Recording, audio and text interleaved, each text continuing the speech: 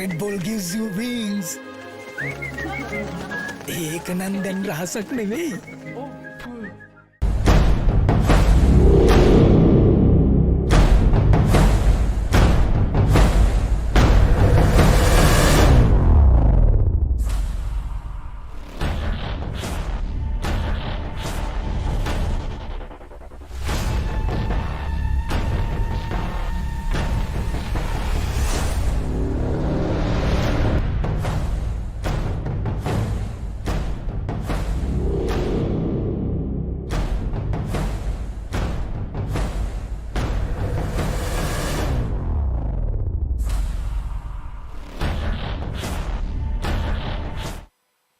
Good evening, ladies and gentlemen. Welcome to the Inter-University Esports Championship 2021, powered by Softlogic, Max, and Dell Gaming Academy, and of course organized by Gamer.LK. And of course, we do have Red Bull also joining us. And like you see, I have my Red Bull ready for the match today because from what I've seen from these two teams, the rosters actually, both teams look very good in the sense they both have players who do play in the pro scene and who is within the top 5 teams inside the country. Just before we get into the game, I would like to talk a little bit about our sponsors itself. So we have Softlogic, who is offering discounts up to 23% off on their high performing gaming laptops, their desktops, and high quality gaming accessories as well. So if you're in the market to buy some new peripherals, head on over to the mysoftlogic.lk website and check it out.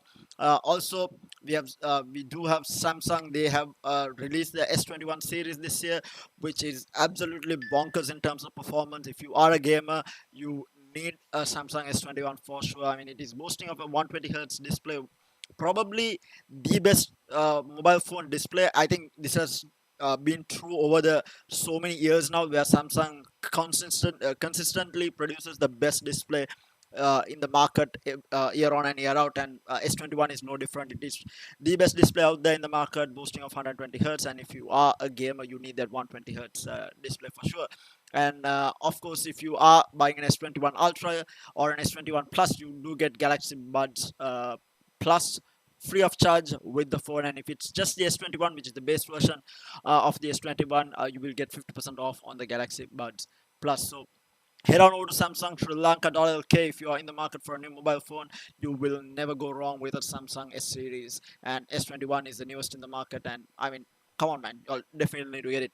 And of course, hats off to Red Bull. They have been consistently with the esports scene in the country as well. They have done their own tournaments, they have sponsored tournaments. There is so much been done for the esports community by Red Bull. And if you're at home who is getting ready to watch this match, make sure to grab yourself a Red Bull, because this is going to be one hell of a game. And of course, with me to take you all through the play-by-play is going to be none other than Might. Hi Might. Hello, Tara. So what do you think about the two teams? Actually, let's quickly take a look at the rosters before we talk about the two teams. So we do have the two rosters on screen. We have SLIIT and IIT. So fun fact, these two teams have been going at each other's throat for so many years now when it comes to the grand finals of the Inter-University Esports Championship. It has almost always been these two teams. We have had NSBM as well, who has won. I think they won the last year, 2020, I think, if I'm not mistaken. But SLIIT and IIT, they won 2018 and IIT respectively. And of course, the first winner was Apid back in 2016. So we've been having this tournament for the last 6 years. So hats off to Gamer.LK for making sure that is happening. But what do you think about the two rosters, Mike? Well, I mean, if we do look at the side of SLIIT initially, we can see that Chroms is actually standing in for, I think it's GaraYAKA. I think, yeah, he is going to stand in, obviously. But Chroms, I mean, if just purely looking at team SLIIT, you can see 4 players straight away from Purple Overkill, and we know Purple Overkill came to a very good point, especially in the recent Logitech tournament as well, which is why I assume that team SLIIT must be feeling confident about what they're going to go going into the match. But obviously, but again, looking at the team IIT as well, you have Bato Kisu, who we know is a really aggressive jet player who plays for Gunslingers. and obviously the rest of the team, rest of the players as well. I am pretty sure. I mean, if you look at their ranks as well, they're all in the platinum diamond area, which I mean, it's going to be a pretty spicy match. Obviously, we're starting off on Icebox again, Yeah, a very good map that I, is I mean, we for love to see AWPing. Icebox for sure. I do agree, but we're gonna have to again.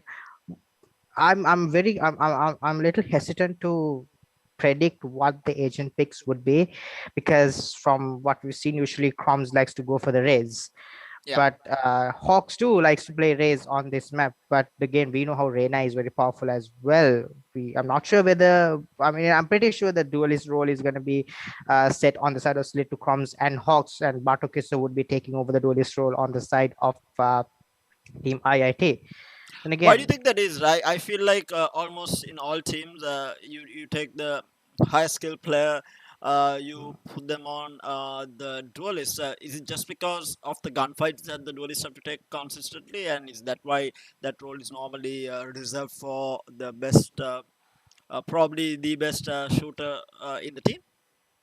well, it all comes. I mean, again, that is also very debated when you say the best skilled player. Again, I Yeah, mean, you could say the most mechanically skilled player has, like, it's almost like obligated to play the role of a duelist, because duelists, the characters themselves are tuned in a certain way, so that they have to be the first to engage a battle. yeah. So in a sense, when you are satcheling in with Raze, let's take Raze for an example, because Raze is probably one of our favorite duelists.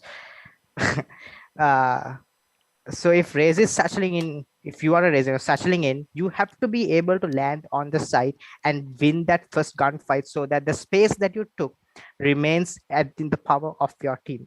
Yeah. Now, if you are not that mechanically skilled, when I say not mechanically skilled, it's a very huge difference between what I mean and what these pros mean. But still, when you're not as skilled as some of the other players on the team, that capability to take advantage of the space that you cover with your utility might not be there. I mean, which is why you see a lot of these all these huge players that we know in the world right now. For example, you have Tens, you have Suna, you have people like Scream. You see them playing Reyna, because Reyna, the power of a Reyna is based upon her capability to frag out, and when she frags out, she can easily take space, which is what duelists are built for. Like, you can't, like, obviously doesn't stop from a cipher from entering into a site.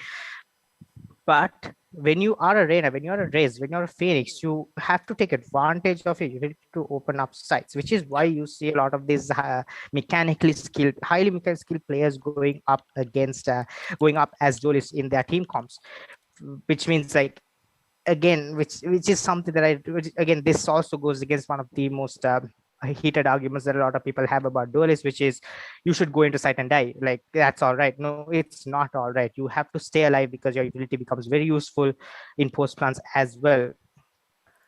So with that, we are going into game number one. This is, mind you, BO3. So the first map is going to be on Icebox. We are definitely going to be seeing a Viper for sure, maybe a Sage. I think let's take a look at the agent pick screen right now. So yeah, I I mean, mean, the thing with Icebox is you have to have a Viper in your comp. yeah. Like, it's almost impossible, like, to counter a Viper without a Viper.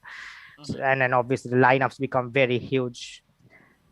And we see on the side of Team IIT, Spartakisu is going to hover upon the Jet. Zeno is going to go for the Soa, Russell on the Sage, Vishal on Omen, Dennis on Viper. Bad Govies on Viper as well. I mean, we've seen how Bad Govies uses his lineups quite Yeah. frequently. I Mad Eye? think both these teams, they have these players who have been playing the game for some time, who are among the top teams inside the country, which is to say that I think both teams are evenly matched. But here I feel like uh, SLIIT maybe having the better roster in terms of players.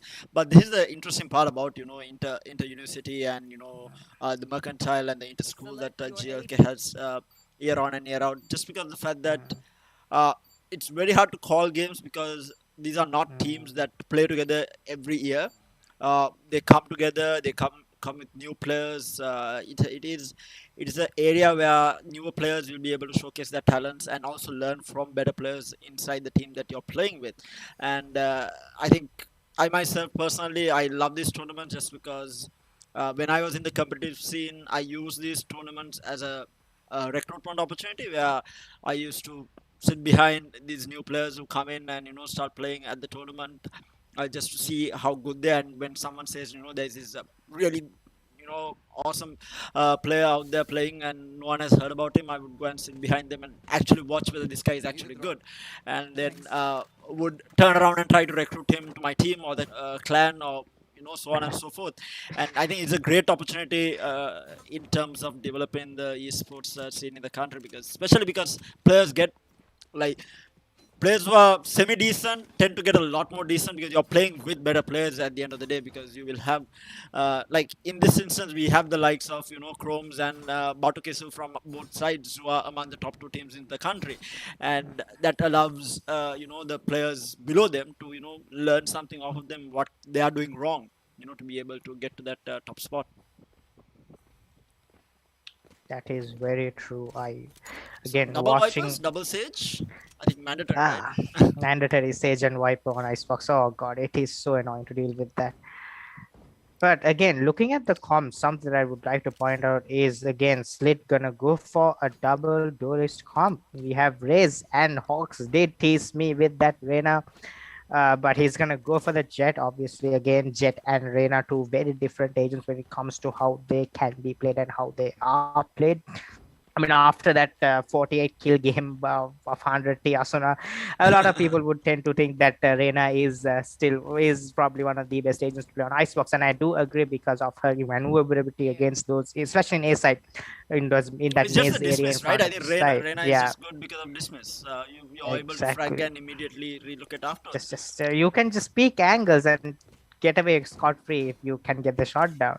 Yeah, and But I think Jet has the same ability, but the difference with Jet is you can do it once and you need to wait for two more kills you to need be to able wait to for the second kill. yeah, You need to take 2 kills to charge up that dash, and dash.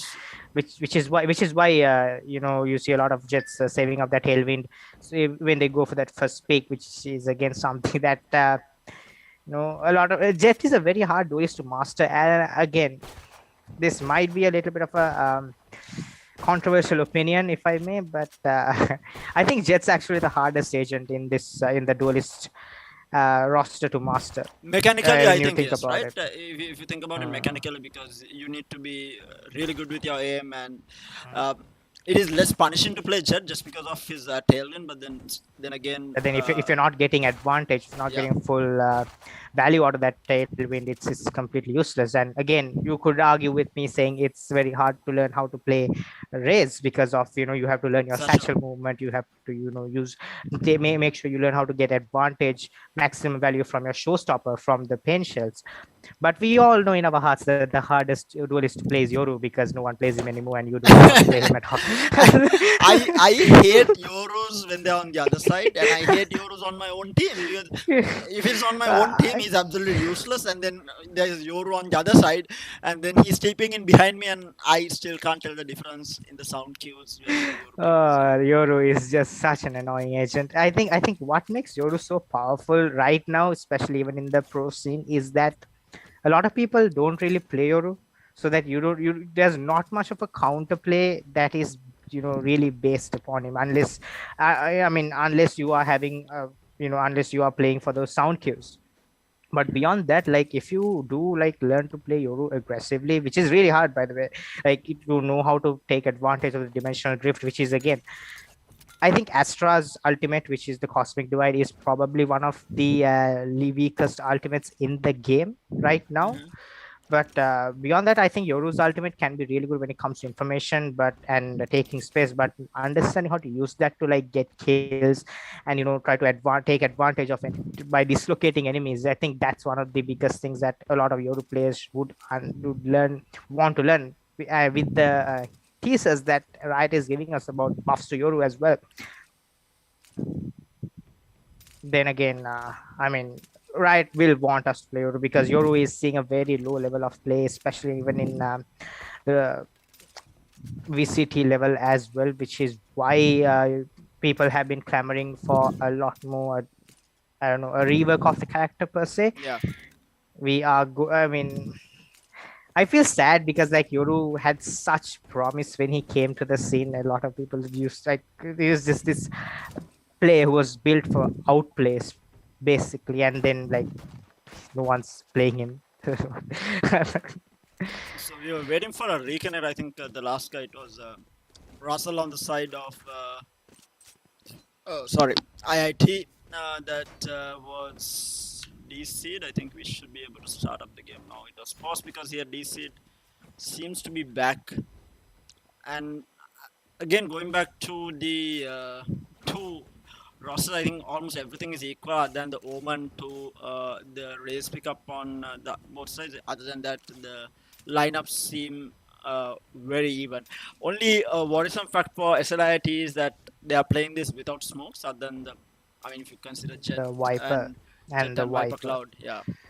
But I think Again, Viper is a very good agent when you when if you know how if you know you have to know the lineups though. Like you can't yeah, be a Viper and be the sole control agent for your team without knowing those lineups, not yeah, just for the snake bites, which is why a lot of people go wrong. A lot of people who play Viper know only the lineups for your snake bites.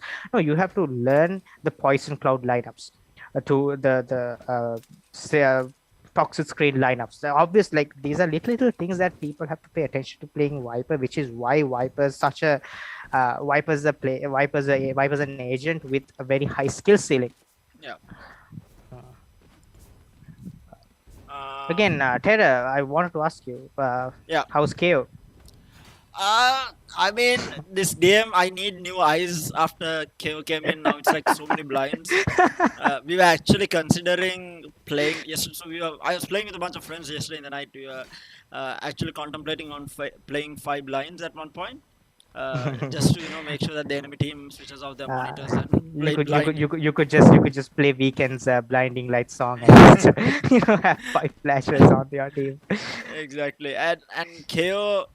And I think it's a really good agent. I think all the CS players love how his flash works now. But me personally, I don't like to have him in my team.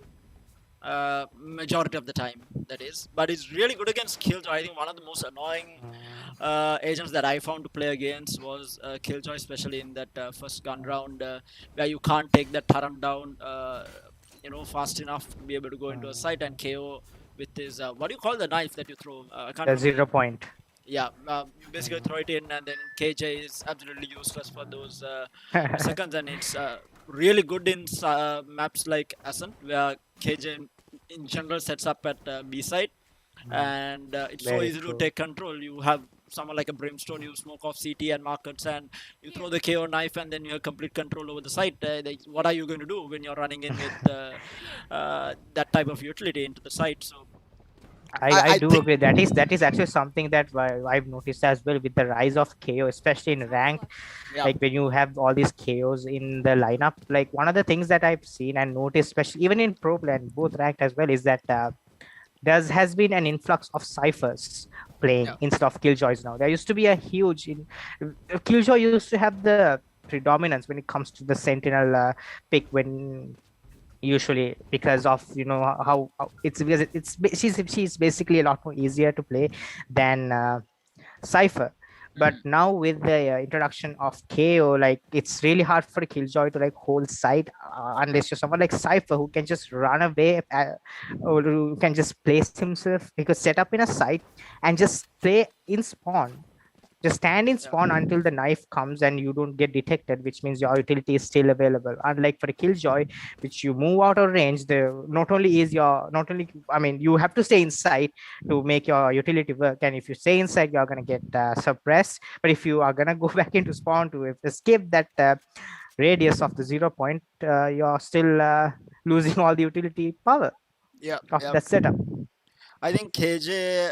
I think KJ is the character that got hit the hardest with KO coming into the pool, especially when you're holding Tell down that those. tell that tell that to a jet running in with knives and Oh losing yeah, them no, no, all. I have, oh no, that I actually will. I play Jet a lot, right? I mean, I think I have now for the last 1.5 to 2 months that I have been playing. I think I have 200 plus games on Jet. That's all I have been playing, and it happened to me so many times, and it's annoying. You pop your alt at the start of the round and you try to take control of a site, and then suddenly your knives are gone, and you don't have a weapon because you wanted to save eco and buy your teammates weapons, and now you're like stuck with a pistol running into the site because KO silenced you. But yeah, I feel this pain, especially playing Jet. Like Mm, on my alt round, it's definitely iffy. So we do have a disconnect yeah, on multiple players. I think we are we are gonna restarting the restart the lobby. lobby by the looks of it. Yeah, Yeah, I think one of the players was having some trouble with connecting into the lobby. I mean, we these are not perfect. I think the games they are, especially Valorant itself. I think it's quite new. The game is in comparison to a lot of the games that have been there over so many years, and you still tend to run into certain bugs, which is unavoidable, I would say, because at the end of the day, these are all PC games, right? And PC or mobile, it is not 100% perfect, but mm, you tend to run into bugs. And I think we ran into a bug. So we have had multiple titles for those of you who are watching at home and who do not know. Inter-University Esports Championship consists of, I think, altogether 16 titles, if I'm not mistaken. Yeah, 16 game titles across the board. So we've been having finals for all these titles over the last couple of days, and we'll be having more in the coming days as well. So we were having a League of Legends match a couple of days back where you could not join the lobby, like the players could not join the game lobby, and uh, there was no way to fix it. And then one of the players actually found a workaround to it where you have to search the lobby manually and then join in. So, and mind you, League of Legends is a game that has been there for, I don't know, so many years now. I lost count on how many years, but they still have their own kinks that tend to pop up here and now. It's not going to be there all the time, but you tend to run into certain stuff when you get into these games. And what he is restarting PC. So okay, one of the players are restarting his PC, hoping that it will fix the problem. But in the meantime, y'all can go around, grab yourself a can of Red Bull, and keep yourself energized until we wait for this match to start, because I'm definitely sure this is going to be one of those really good games. Hopefully, it will go the distance where it goes for all three games. May end in two. We'll have to wait and see, because some of the finals we had it. All these best of three or best of five series, we had it end in prematurely with just two games or three games in a BO5.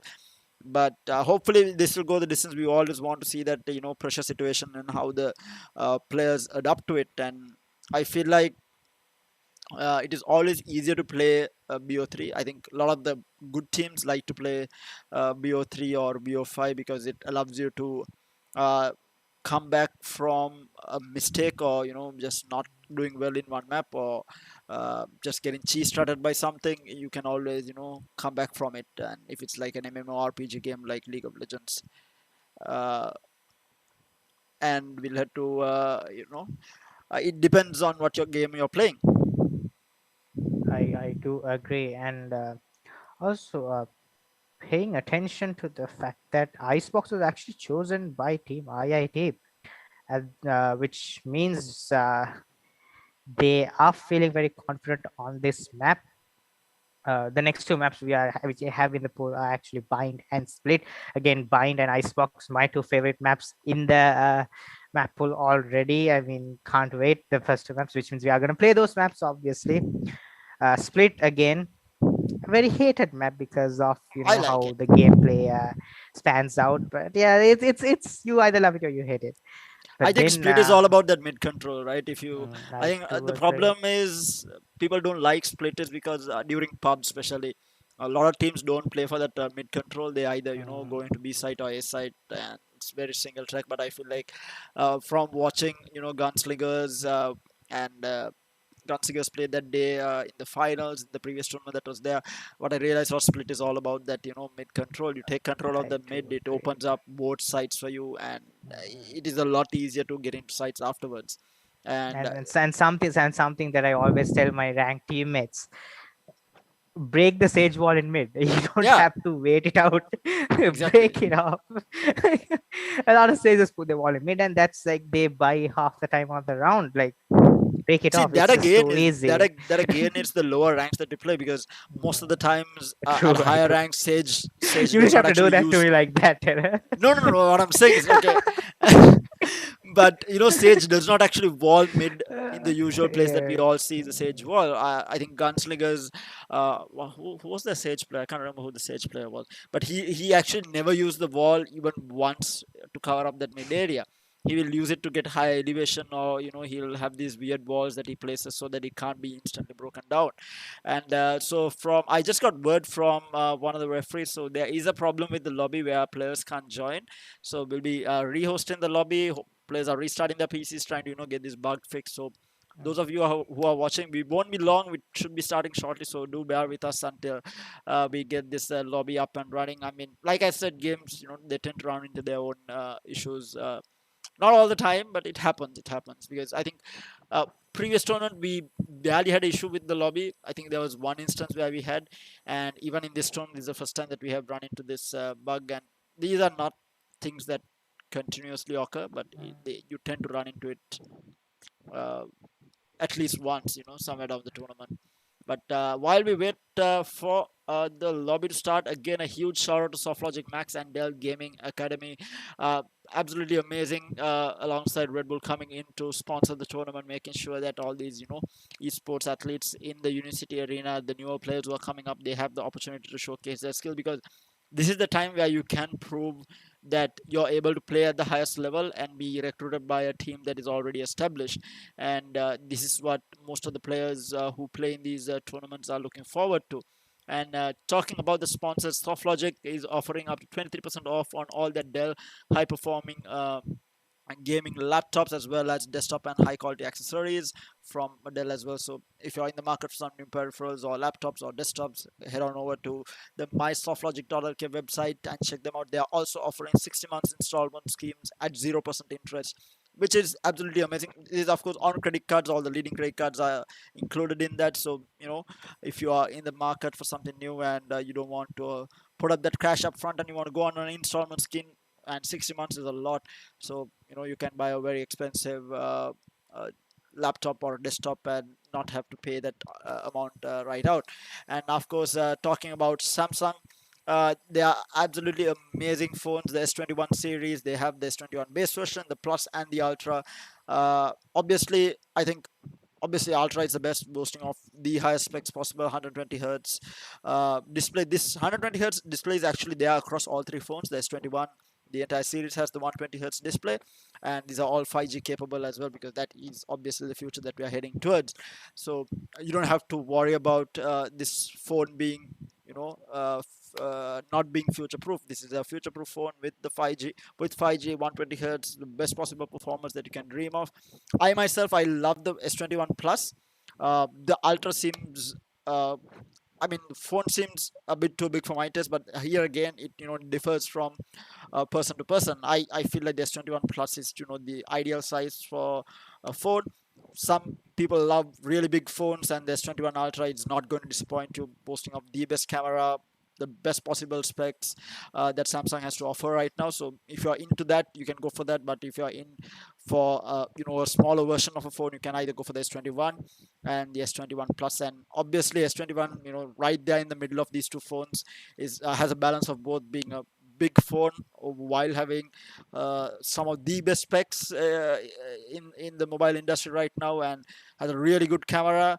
And then it is not as good as the Ultra, but it is not as bad as the S21. Like, I mean, mind you, all these three cameras are equally really good cameras, but obviously the S21 Ultra is boasting of that extra sensor, the extra camera, the telephoto lens, if I'm not mistaken. So more technology is obviously there in the Ultra, but if you're looking for a balance between the two phones, the S21 Plus is the way to go. And mind you, all these three phones comes with their own offers. The S21 Ultra and the S21 Plus comes with a free Galaxy Buds Plus, and the S21, if you're buying the base version, which is the S21, you can get 50% off on the Galaxy Buds Plus. And if you're looking to buy the phone, head on over to Samsung Sri Lanka.lk. Y'all can check it out.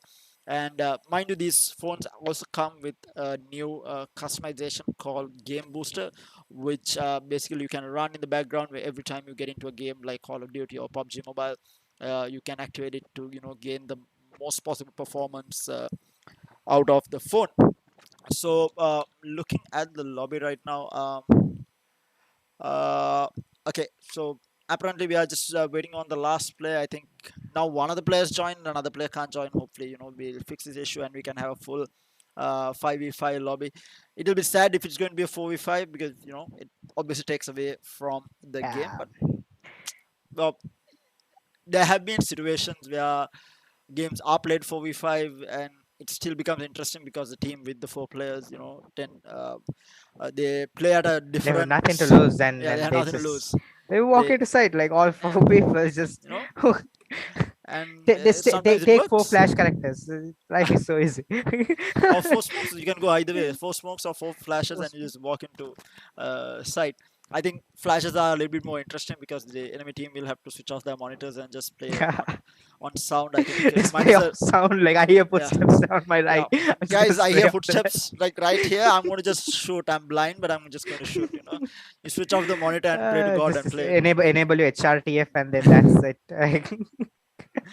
Basically, and you can technically play 5 flashes because you have, I think, we have Reina, Sky, KO, Phoenix, and Yoru, I think. Yeah. So And basically 5 Breach, flash. you're forgetting Oh my my man. God, the breach. Yes. Okay. Nobody cares about Yoru. Let's put breach in there for the 5th Oh, one. come on. Why'd you have to hurt my man like that? Yoru is But yeah, absolute garbage in my opinion. But yeah, I think the problem with Euro is that like Euro could be very, very good when it comes to like comms, but Mhm. you have to script your entire play around the around Euro, Yoru. Yeah. which is something. I mean, especially we saw Sentinels doing that in Bind in the matches, like in the Oh yeah, I actually initial saw part of the Tens was on yeah, Yoru, right? Tens was playing Euro, but like Yeah. he did not frag out per se. I mean, we never see Tens with a minus KD, right? We Yeah. saw him with minus KD for the first time while playing Euro. But something that he did was that the entire team made sure that his fakes were effective. Yeah. So it's like he goes into a site at a solo and he dies, but he gets the entire enemy team to rotate into the site, Yeah. leaving a completely open site for the rest of his team and take control. Which is where Yoru can be really powerful, like to pull out fakes and pull out rotations. But like beyond that, as a duelist, I'm not sure whether Yoru is like I don't. I feel like KO is a lot more duelist nature than Yoru, to be honest. Actually, I mean, like, come on, you can silence, you can flash, you walk I into mean, side, you and just use your ultimate is just it's probably one of the best ultimates when it comes to retakes. yeah. And I don't know, man. A lot of Europeans are going to be mad at us after this. I'm pretty sure. I'm pretty sure there isn't like a lot of Euro mains. I mean, Like it'll be 5 like Europeans for the entire world. you take a community and there'll be like 1% of the community who, not even 1%, There's like one player in 0.001%. the entire community who plays Yeah. Euro. Euro. But you'll find enough and more Jet mains and Omen mains or Oh Reyna. my god. I think Do Jet not, and Reyna is probably Re- the most played 2 characters I think in the game. I feel like. it's so funny every time I load into a rank and I solo queue a ranked game. There's You all select Jet. every time I open into the agent select, Rain and Jet are always unlocked. Like those 2 agents are always locked in. So you have to like I've been playing Astra and Viper and Omen for like the few matches that I have been solo queuing Yeah. because I haven't been able to play duelists because all the duelist sites are locked. So like you have to play a small character.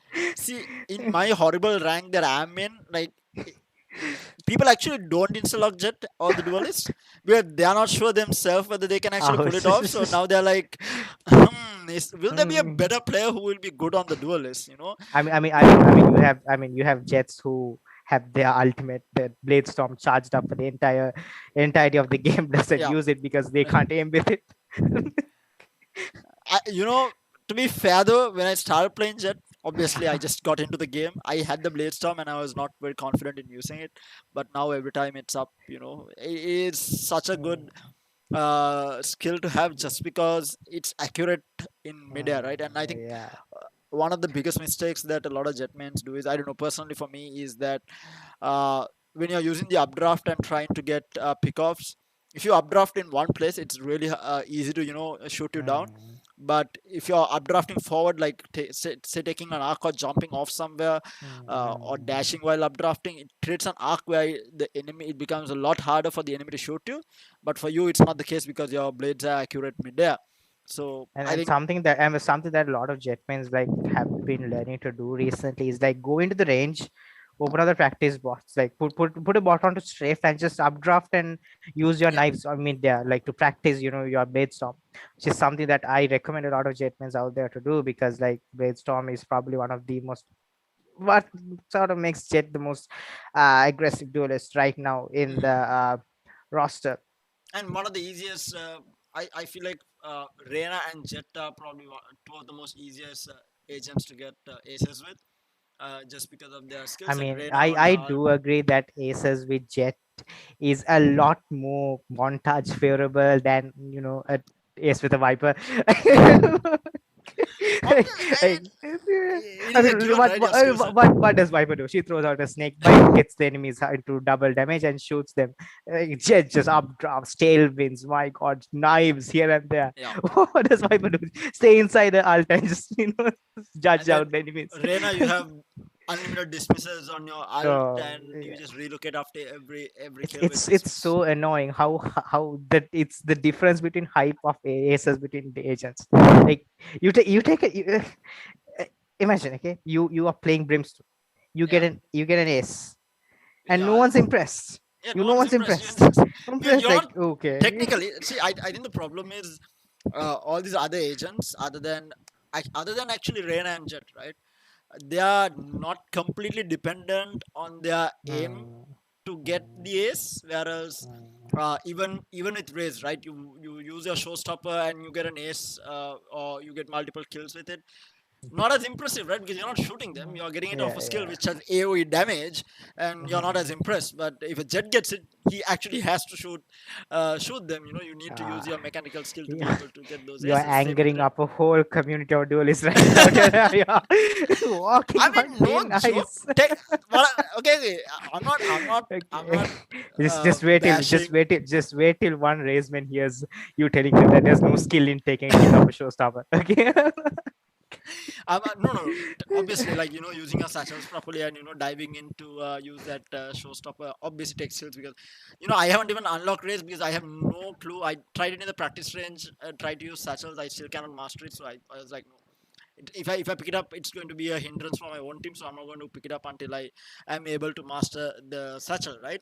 Again, So something that that's a little something that I always like have a pet peeve with, is like a lot of these people who play race like see that race movement is probably one of the most important things that you should like concentrate upon, yeah, which I do agree that Raze's movement is one of her strongest suits in comparison to other duelists. yeah, But beyond that, like your satchels could be very useful, for other reasons as well, to like get out of a gunfight.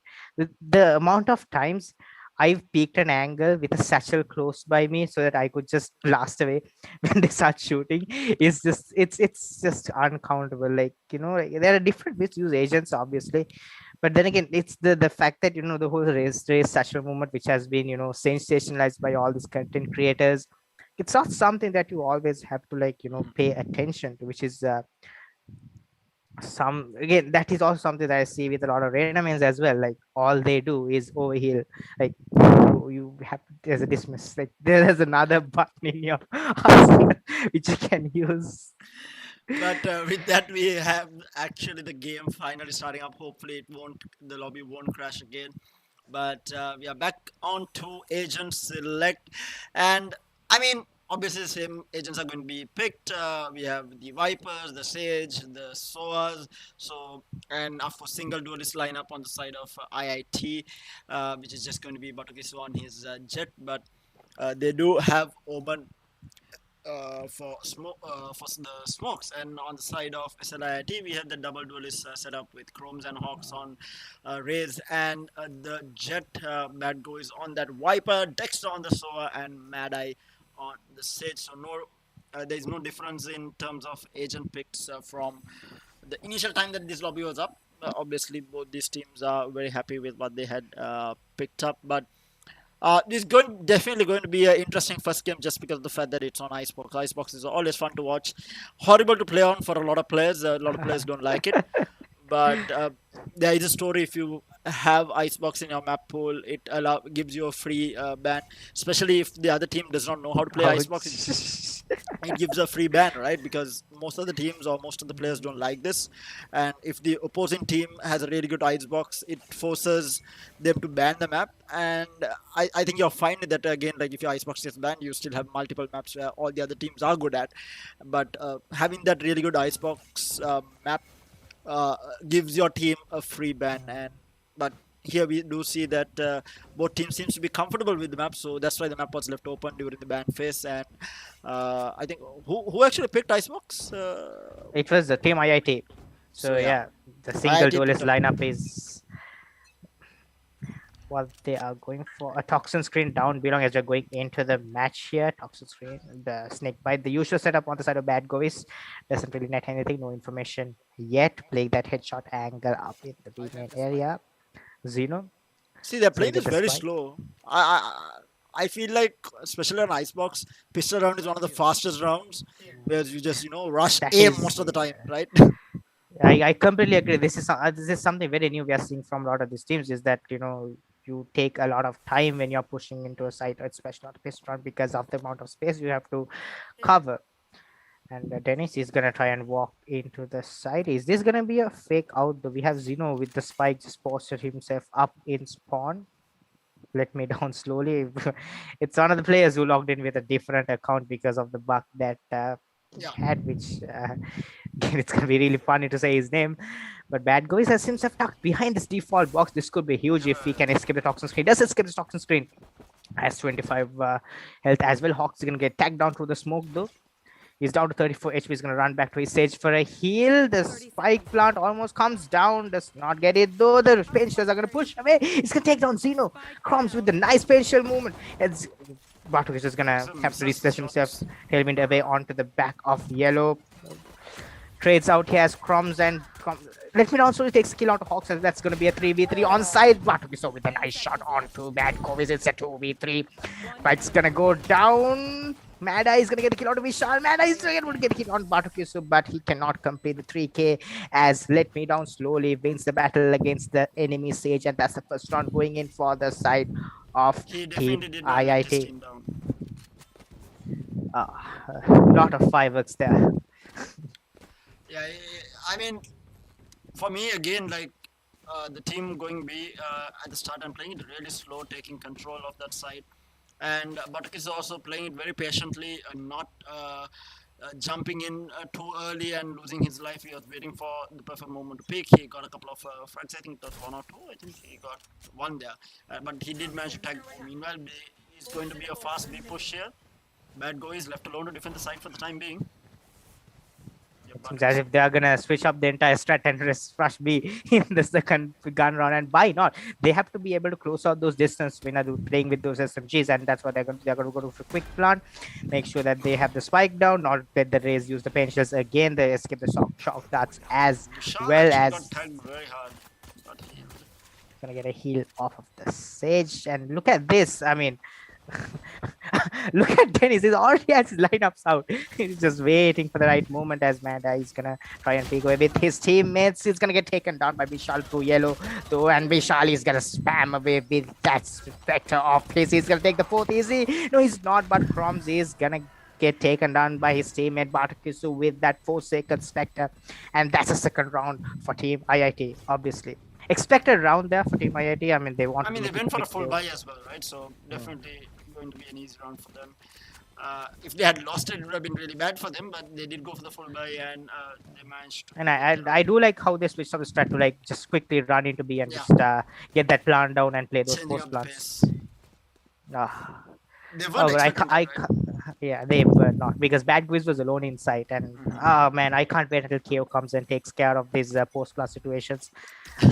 It's the most annoying thing to play against. But look at Crumbs. He's gonna get tagged down. He's gonna get detected by the Soda. That's so good by the So on the side of attacking Zeno as he gets the player. He was trying to creep his way into Nest, and Chroms has to run back, just completely ruining the entire thing and losing those satchels as well. See, Dennis? I love Icebox just because of Nest there, especially at the lower ranks. Nobody checks Nest while they're pushing into the side. Nobody. Oh, Nobody yes. checks it. The easiest aces that I have got in my life has been through Icebox Nest. Nobody checks that. But obviously, these teams are definitely not your average players. They obviously know what they're doing. We are here talking about our bronze teammates, his people on Bronze and Immortal silver and lobbies Ready. Mada is gonna get noticed through in kitchen by Bato Kisudu. He's gonna see the paint shows flying at him. He's gonna run away from that. A good decision nonetheless. Let me down slowly. Has made his way onto side. He's gonna put the barrier orb.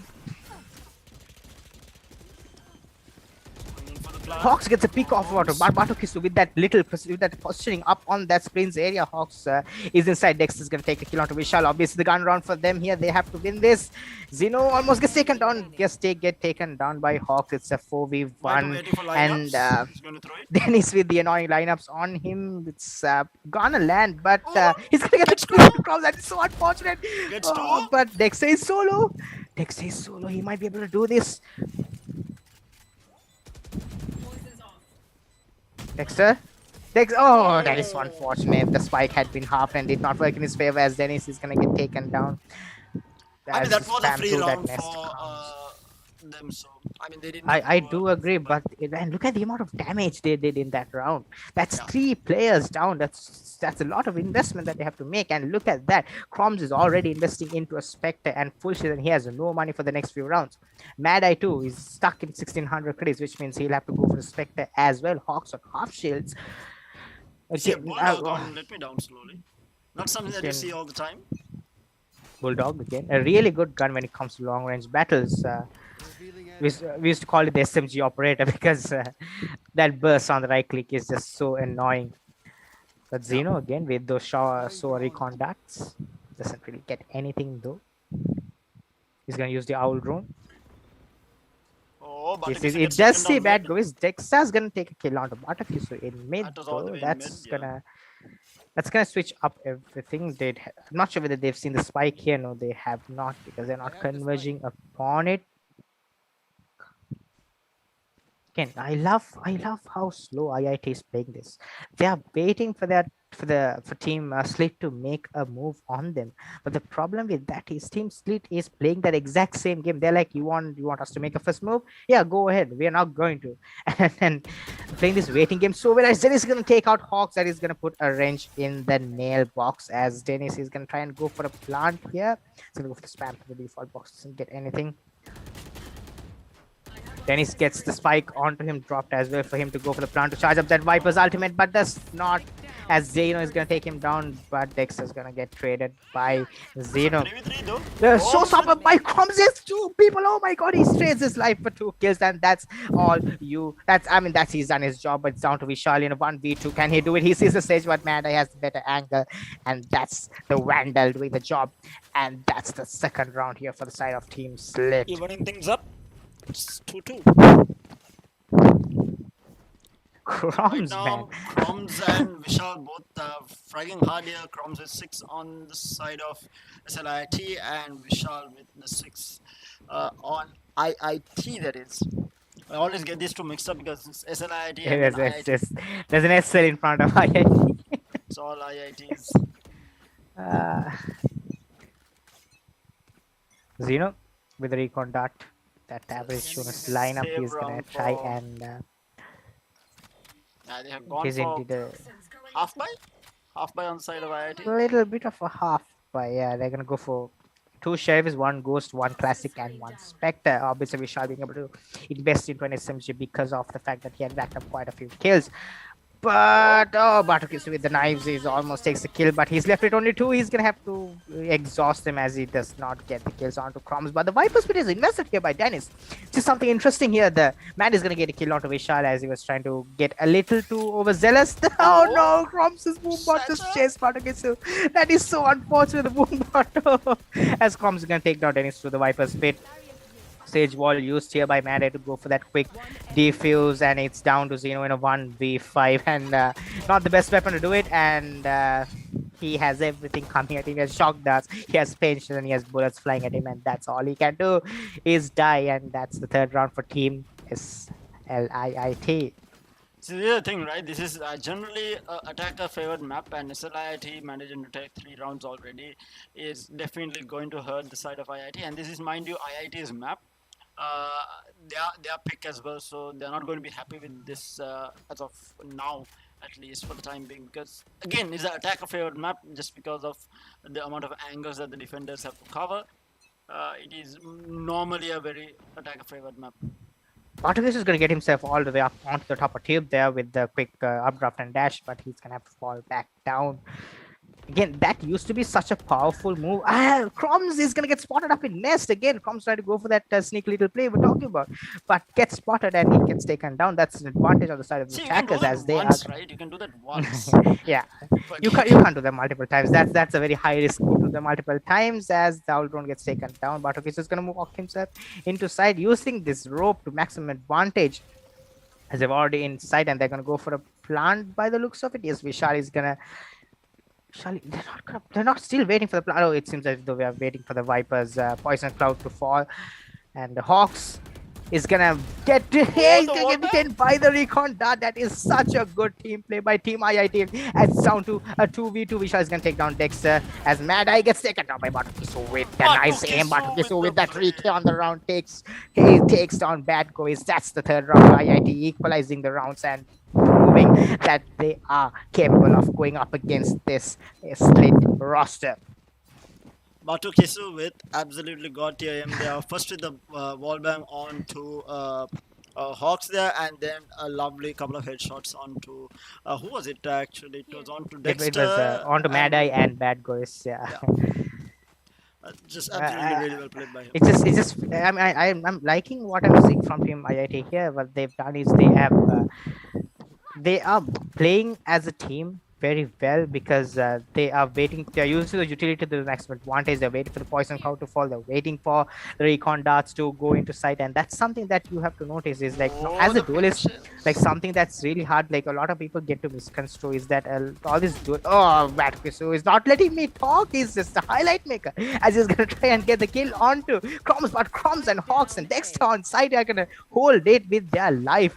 As Dennis is gonna take taken down by Crumbs, it's down to a 3v2 advantage on the side of defenders. Though Dennis is down to 32 HP. Mad Eye gets the rest onto Crumbs. It's 2v4 already. Dennis speaks and he sees 4 people, and that's just gonna hightail their way onto the B side by the looks of it. Try to get a plant at least. Again, if we take a look at the economy, it's not that good here on the side of IIT, but Mad Eye and Vishal in mid are not gonna get a kill either one of them, though, as Mad Eye is living dangerous, but he actually gets a kill onto Vishal, which that's down, which is gonna put the responsibility of winning the round onto the shoulders of Dennis with 10 HP,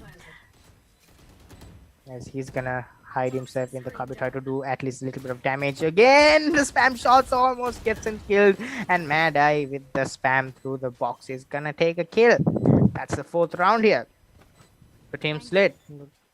Evening things up, and now they are going to take the lead again. Again, IIT is not going to be happy with this. They want to be winning as much rounds as possible, especially on attack, because like I said, it's an attack favored map, and SLIIT managing to take 4 already is going to hurt them quite a bit. Quintera, this is what we talked about in the pre-show as well, is that these two teams are very evenly matched. Like it may look uneven at the start of the even if you take a dry look at the lobby, but like skill wise, these two teams are really equally matched, and I mean that's why these two teams are in the grand finals.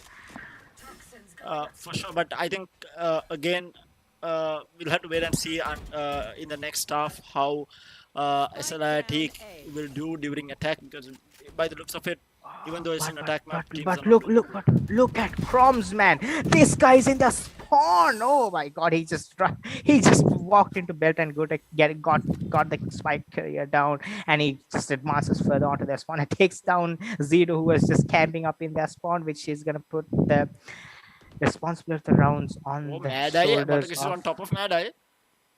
And right, this Tubes. could go huge if he does take the kill out of Vishal. Vishal is gonna be so mad. He just gets taken down, and that's down to Batukisu. Batukisu gets taken down. Obviously, the jumping inaccuracy working not against his favor, and Matt is gonna trade up to the Elder Flame Vandal. That's the fifth round for SLIIT here.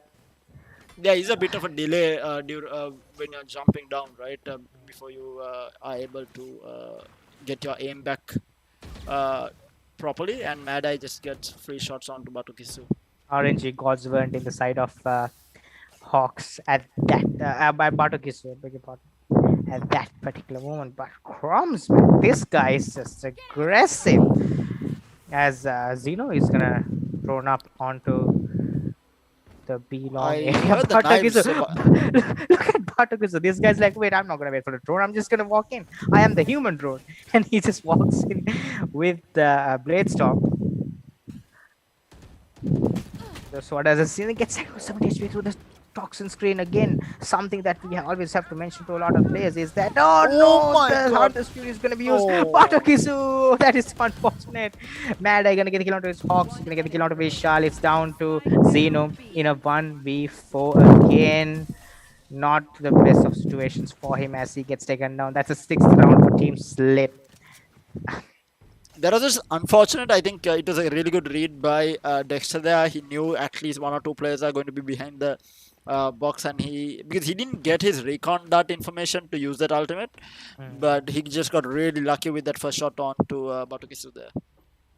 Again, something that I like, something that I have noticed, especially, I mean, even in these ranks, is that when you are trying to go for those aggressive toxin screen plays like what IIT was trying to do there, try not to like hold angles where you can be spammed. Like a lot of people just hold angles and like try to take those aggressive picks, but the problem is you can always be spammed through a toxin screen, to an omen smoke, to a dark cover, through a sky smoke. So like always make sure that you have a certain leeway when you are holding an angle, even though you are covered by that you plays of utility. As Bad Govis is going to get reconned by the Soa Dart. That is Xeno's Soa plays have been really nice.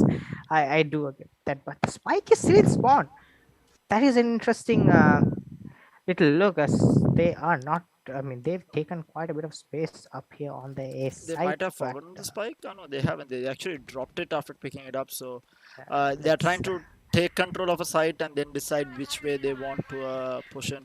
So Viper Spit is going to be used. Is used by Bad Govis, not Dennis. Is used by Bad Govis to cover up any sort of aggressive push onto B. The recon dart is not gonna notice him though. Zeno is gonna make a little bit of presence known, but the Viper Spit up in B is gonna get all the rotations on the side of the Team SLIIT onto the side A, but the Pinchers almost takes down the enemy Viper.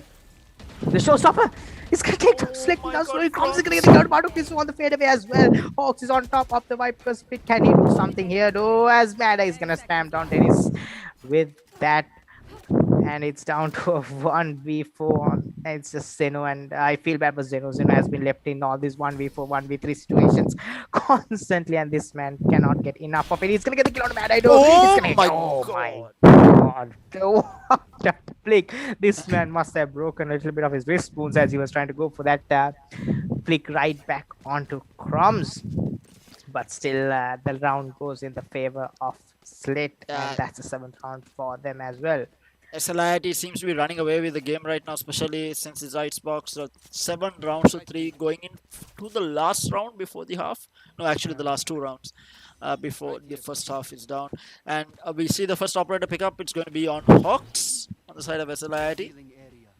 Again, this again, a 7-5 half would not be as bad on Icebox, but Crumbs is going to take down Vishal, and Bartok is going to get the traded box with the nice kill out of Bartok is with a... Oh my god, that was so dirty. He's going to try and hold yellow here. Hawks with that operator. Not the best of positions. He could always get spammed down, but I'm not sure where the team... Dennis with the flank onto Snowman actually gets the pick, but look at his positioning. Let me down slowly. Revives Bartok. So Dexter's going to take down Dennis though. Crumbs is going to get a kill on... Oh my god, Crumbs is going on a rampage here. And it's again down to poor Zeno. He has the Hunter's Fury, but can he use it though? I'm not sure whether he can. He's gonna have to just run for the spike. Things are definitely not looking great for IIT, and Croms and Mad Eye both, right? Even Dexter, I think Croms has been the one just getting these initial frags out and making sure that the team gets an easy round. We saw Hawks with a lovely op shot. I think he was just stuck in that box for a little bit too long. I think he should have relocated after that first kill onto Batokisu, but he decided to stay and paid for it with his life, because of how far Dennis got into sight. He actually went towards the enemy side, and he actually went down in the end to Dexter, but not before bringing down Mad Eye. Vishal and Croms in mid. Croms, are you gonna push it? Are you gonna push it? I know you want to. He has the poison cloud. He's gonna try and wait for a little bit more time. He wants to push it. Let's push it. He gets the kill. He gets the second kill. Oh my god, is he getting away with this? How is he getting away with that? He takes 2 kills and he gets traded. That is so unfortunate. Nobody was looking at the smoke to see if anyone was going to peek through that, and Croms just manages to get 2 early frags and already putting a dent in the IIT's push into sight. And That we is see such the a blitz 5-hit from play though, purely because of the fact that no one on the side of SLIIT had been pushing up mid in that round. But oh my god, Zeno with his own antics, taking 2 kills off camera, but getting advantage on the side of IIT here. He's had Batokisu's walk all the way to screens. He's gonna get the kill onto Dexter. He understands that Hawks could be up here. Hawks is very low, and Batokisu holds true to his aim. That's an 8-4 half. Again, so half goes to the favor of SLIIT, but I mean, IIT did pretty well to like bring some of these rounds close. See, the thing is, I feel like more than in defense, when you're attacking a site, you need to have really good team coordination. And I feel like even though Icebox is an attack fair map, I think the problem of playing with players that you don't play all the time, because it's Inter-University and you have 5 players who don't play together all the time, other than when it comes to Inter-Uni or a tournament where you're forced to play in a certain with a certain community rather. And I think that is going to be that actually showed in terms of how IIT was able to do in that attack round. It might be the same for SLIIT. We'll have to wait and see how they do in the second half. Again, Viper on Dennis is gonna hold on to the B side. It's gonna escape the recon that takes it down, but very fast different approach from team SLIIT, as they are gonna go for a quick rush onto B. The stage wall boost is gonna give the plant opportunity to Mad Eye. They do not have the paint shells to stop this sort of quick plant position. It's because they're gonna play items as well. The entirety of team IIT are gonna just converge up onto the side. Croms takes a kill onto Zeno though up in spawn. That's his flank taken care of. Batokisu with a really good angle. Look at Croms. Croms is just walking his way onto He the side. walled for the defuse. That is good. But Croms is just here. He's in mid. But let me know slowly gets the defuse off. No, that's not. The spike defuse gets taken down, and I do not know how they did it. They had the perfect utility to pull that off, but somehow, some way, SLIIT win the round. I think nobody was paying attention to Crom rotating through mid there. He actually, after the plant, he rotated all the way back to CT. There was actually a spawn and then came through middle. No one was expecting Croms to be doing that, getting those free frags out there. He let me down slowly. Was so close to defusing the spike. You saw in the UI that like it was just 0.2 seconds away from winning that round, and the post plants just hit him out of nowhere, and then Croms is just with such 5-hit plays. It's gonna be a 5-man rush onto A this time around by the team. By team SLIIT. Let me know slowly is alone inside. He's gonna get converged by quite a lot of this plays. He gets taken down by Hawks as he's gonna walk into side. Croms is gonna try and challenge Vishal, and he's gonna get taken down by the walking spectre. That is gonna hurt. That is gonna tilt him a little bit. Run and gun nerfed. We don't need to talk about that right now, but Croms is gonna get the kill onto Bartok, so it's down to Dennis, and Dennis cannot do anything with that prime classic. And that's the 10th round for team SLIIT. I felt Can like I? his crosshair did not move all the time that he was actually running Chromes with the Spectre, and people say run and gun was nerfed. I haven't been seeing this in games, but apparently it has I been nerfed. mean, I don't know, man. Run and gun works for these players. It just doesn't work for me. I Work for don't. us. Oh god, these guys can right click all three bullets into a player with a classic, and like my right clicks never even none of the bullets reach the enemy. Batakusa with the aggressive peek on top of pipes is gonna get taken pushed back into Saidu again. An aggressive push onto C. It seems as if your team SLIIT's strat is just rushing to be a pug strat Oh, as the Batakusa. Batakusa is gonna take down Comms with that nice pick, but Badko is him out. That's quite unfortunate. That's their jet lost here. Vishal on top of Rams might be able to do something. It's imperative that they deal with the Sage here on the side of Mad Eye as the Sage wall is still gonna be a hinder to them when they are coming for that retake. But look at this.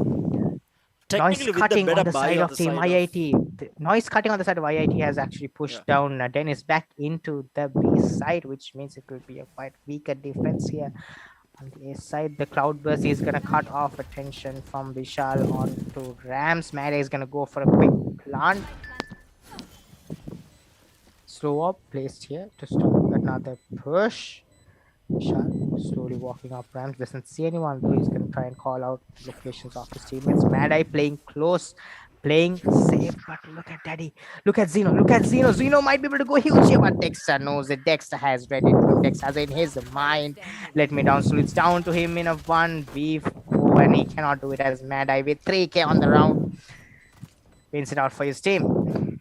See, and that's going to be putting a really bad dent on their confidence because they had the better loadout for that round because SLIIT was actually still on their Spectres from the previous round, whereas IIT full bought into Vandals and Phantoms that round. And now they are forced to go into a half by half shields, shorties. We do see, yeah, mostly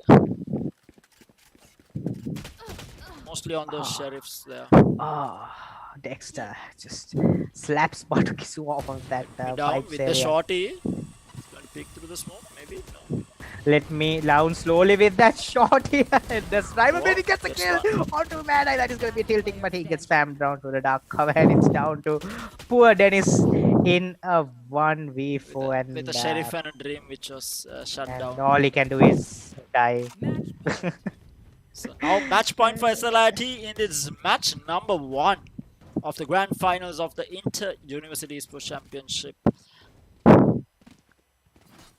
Seems to be, I think we spoke about how strong maybe that SLIT was having the stronger roster on paper, and they're showing it right now. 12-4 seems to be a pretty easy game, and mind you, this is IIT's map, so this is definitely going to hurt their confidence going to. Again, a stark difference that I'd like to note here on the side of Team SLIIT against Team IIT is that they're not defaulting as much as IIT did. They're going for those quick, fast rushes as Batukisu gets noted down with that operator. Chromes with the showstopper out, gets taken by letting down slowly with the charge. Oh my god, the charge is gonna take down the showstopper. Why not Mad Eye gonna get the res onto Chromes though? Vishal is gonna spam him down through the dark cover. Let me down slowly. Vishal is gonna get the second kill. They're rotating out. Not yet. Not yet. Mad Eye is gonna. Mad Eye with the spike. He's gonna hear the player dropping down onto pipes. Dennis, does he expect Mad Eye to be here? Does, but I think Dennis has the quicker reflections and the spike down on top of Rams as well.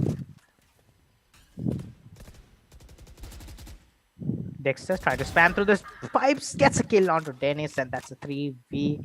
That's a 2v4 actually, but let me down slowly with the nice little wrap up, and it's down to Bad Govis in a 1v4.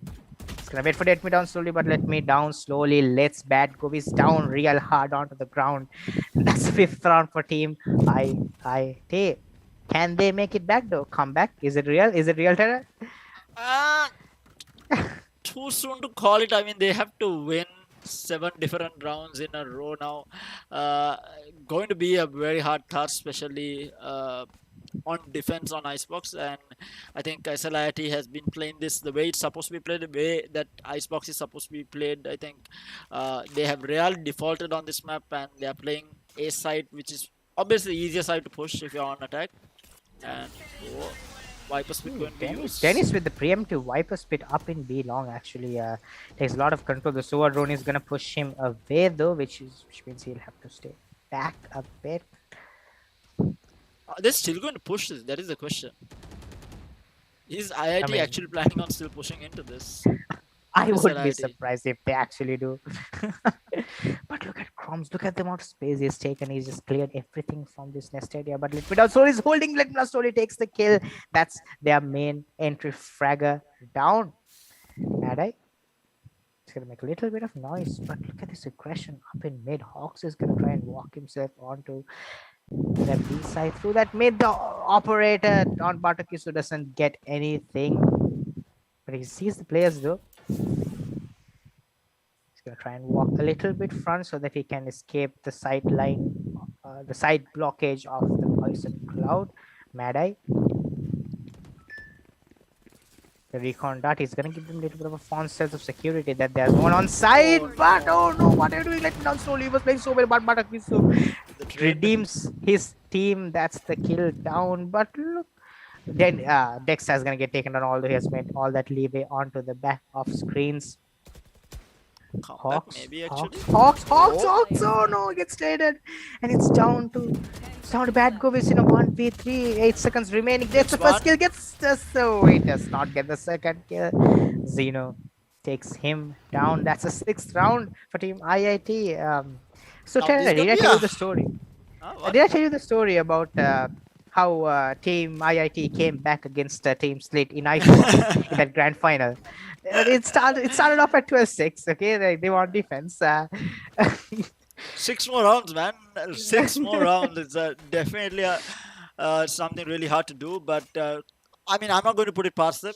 We have seen crazier things happen, especially in the previous tournament that we were casting as well. So might see something similar. The recon dart is gonna tag out Dexter. He's gonna use the Soul drone up on that weird box up in up close as the operator takes down. But again, a 5-man rush here on the side of Team SLIIT as they come on, man, give some leeway to these teams. You're ruining my story. As Crumbs is gonna walk up into screens as the Viper Spit again gets invested here on the side of Bad Govis as well. Zeno gets taken down, not checking the corners. Vishal is low HP. Crumbs with the satchel move to get himself away. It's down to Dennis 6'9", and Dennis 6'9" gets laid onto the ground. And that's the 13th round match here for the side of Team SLIIT. So yeah, that is game number 1. We SLIIT very dominant performance. I think 13-6 at the end. Let's take a quick look at the scoreboard actually before we go in for a short break. So taking a look at the scoreboard, we have Crumbs with 30 kills under his belt. Absolutely dominant performance from him, always getting those anti-frags in. And we saw some really good satchel movements from him as well to relocate himself after getting a frag. He actually used that. Used it very effectively, whether it was to get into sight or relocate right after a frag, and I think it carried his team on his shoulders very, very hard. And on the side of IIT, we had Vishal with 14 kills and Batakisu following with another 14 of his own. But they definitely need to up their game, and their confidence is not going to be that great going into game number 2, especially because Icebox are supposed to be their map. But I think map number 2 is going to be Bind, if I'm not mistaken. I would have personally preferred to see Split, because if it's going to end in 2 games, I would have loved to see Split more than Bind. But we have to work with what we got. But until we get game number 2 ready, we'll be heading in for a very short break. So we will be back in around 2 to 3 minutes. So make sure to do stay tuned in with us. We'll be back shortly. See you guys.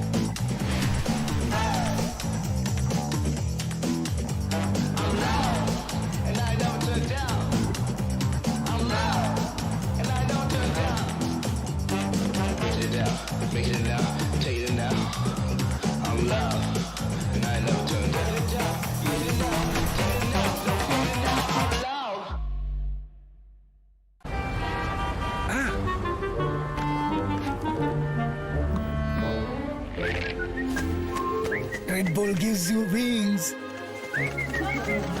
एक नंदन रासक නෙවෙයි.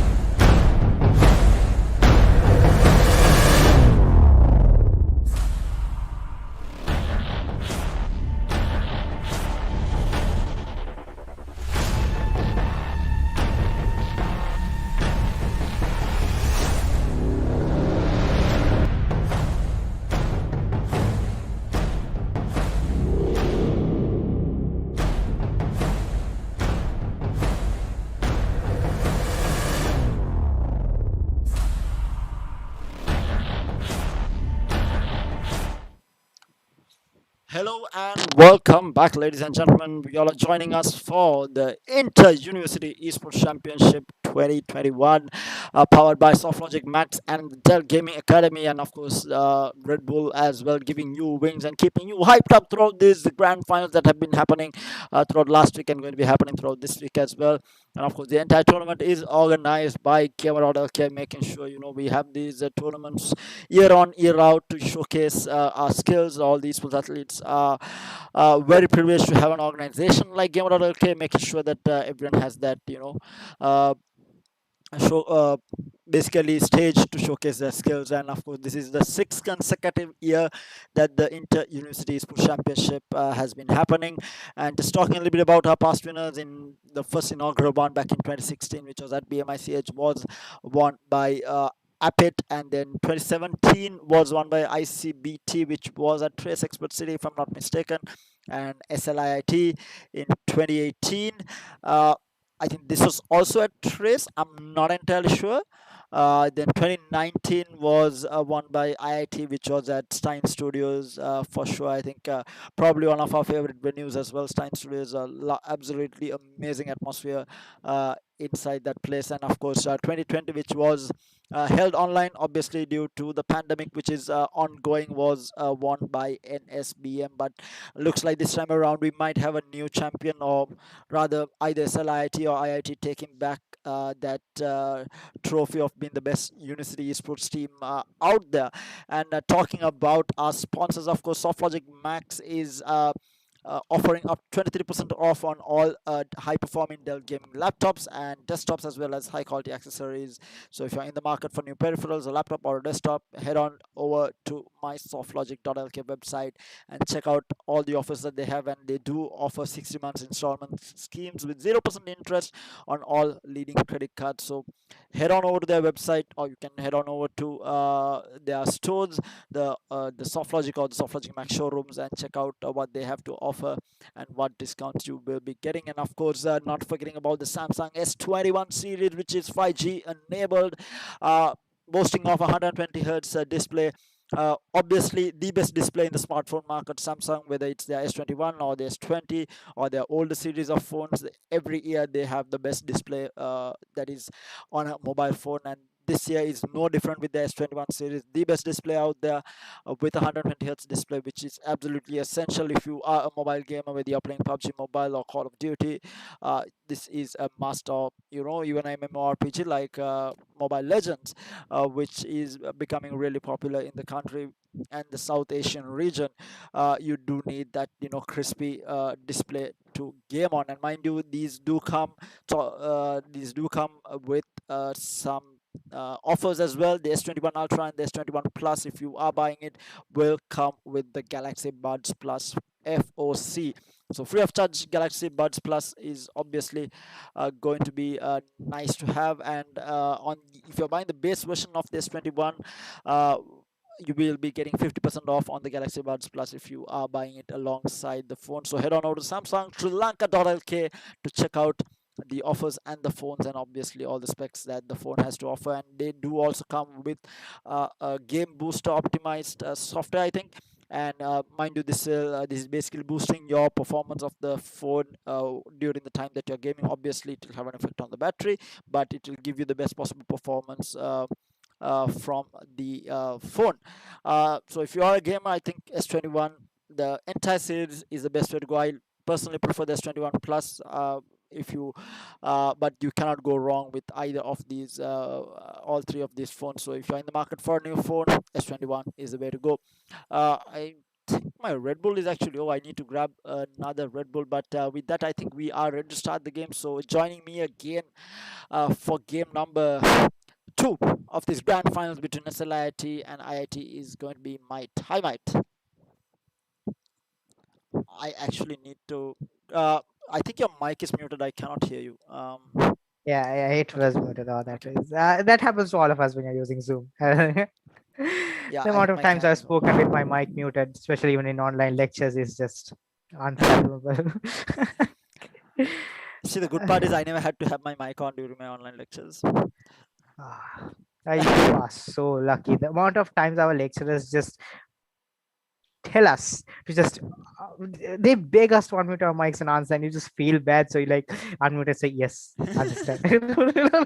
Problems of COVID. Oh my god, Uh, education be like I mean, I feel actually the pandemic is such, it's obviously horrible for everyone having to go through this, especially those of us who have had friends or family members get infected, or who have lost people due to this pandemic, is absolutely horrible.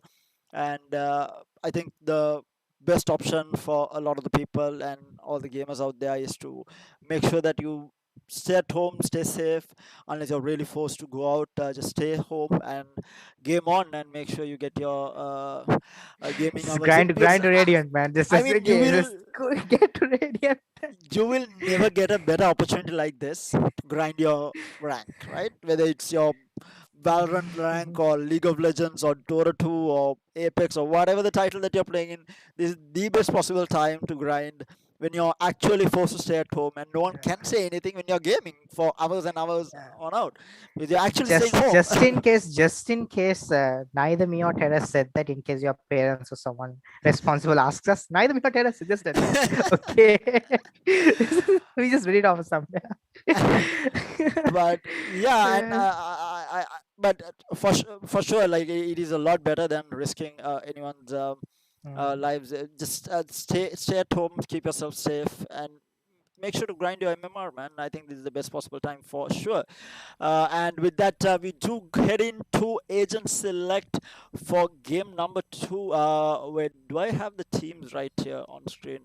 So on the side of on the side of defending side, we actually have SLIIT. So okay, I do actually have it right.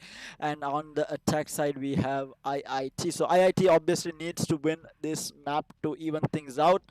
And what are the agents that we are looking at? So on the side of it, it seems to be again a lot even. So double duelist from both sides this time around.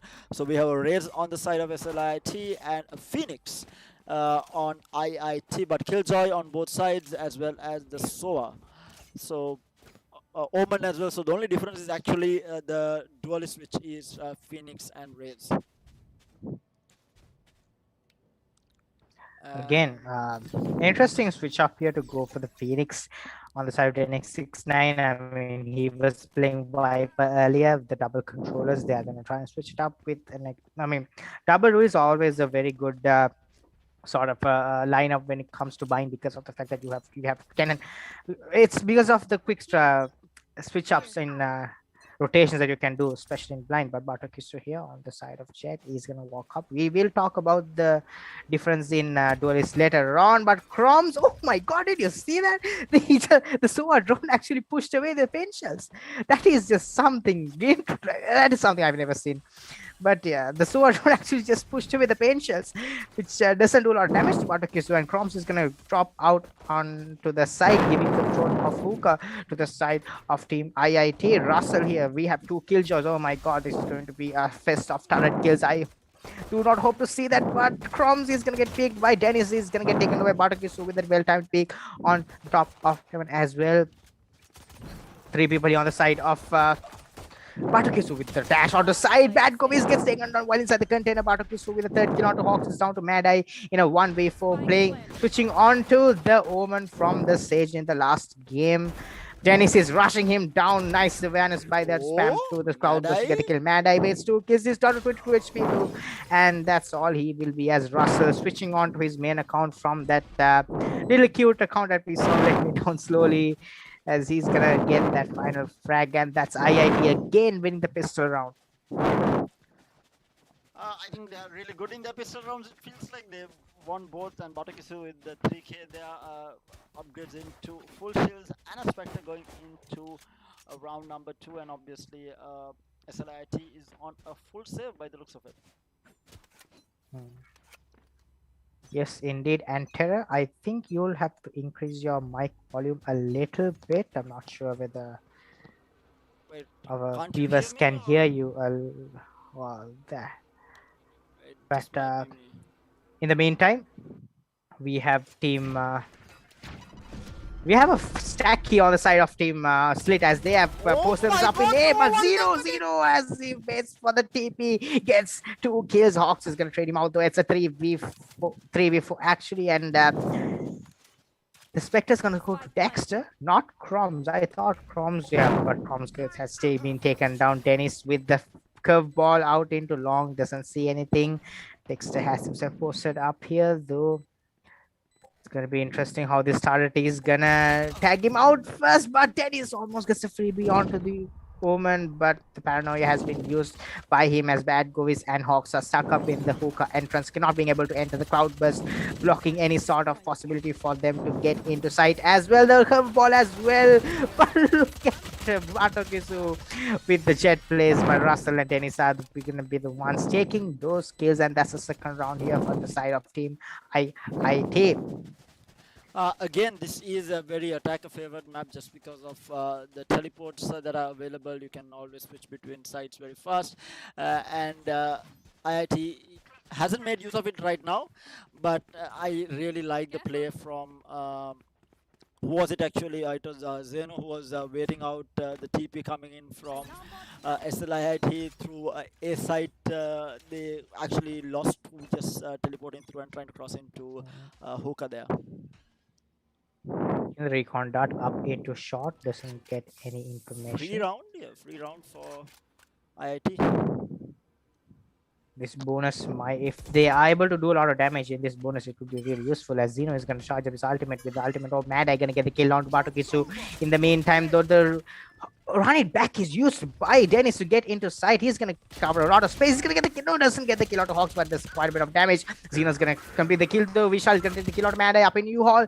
Dennis gets taken by Dexter. Crumbs too in the side, switching on to a kill. The spike is planted. It's a 2v3 advantage on the side of the defenders. It's down to Zeno.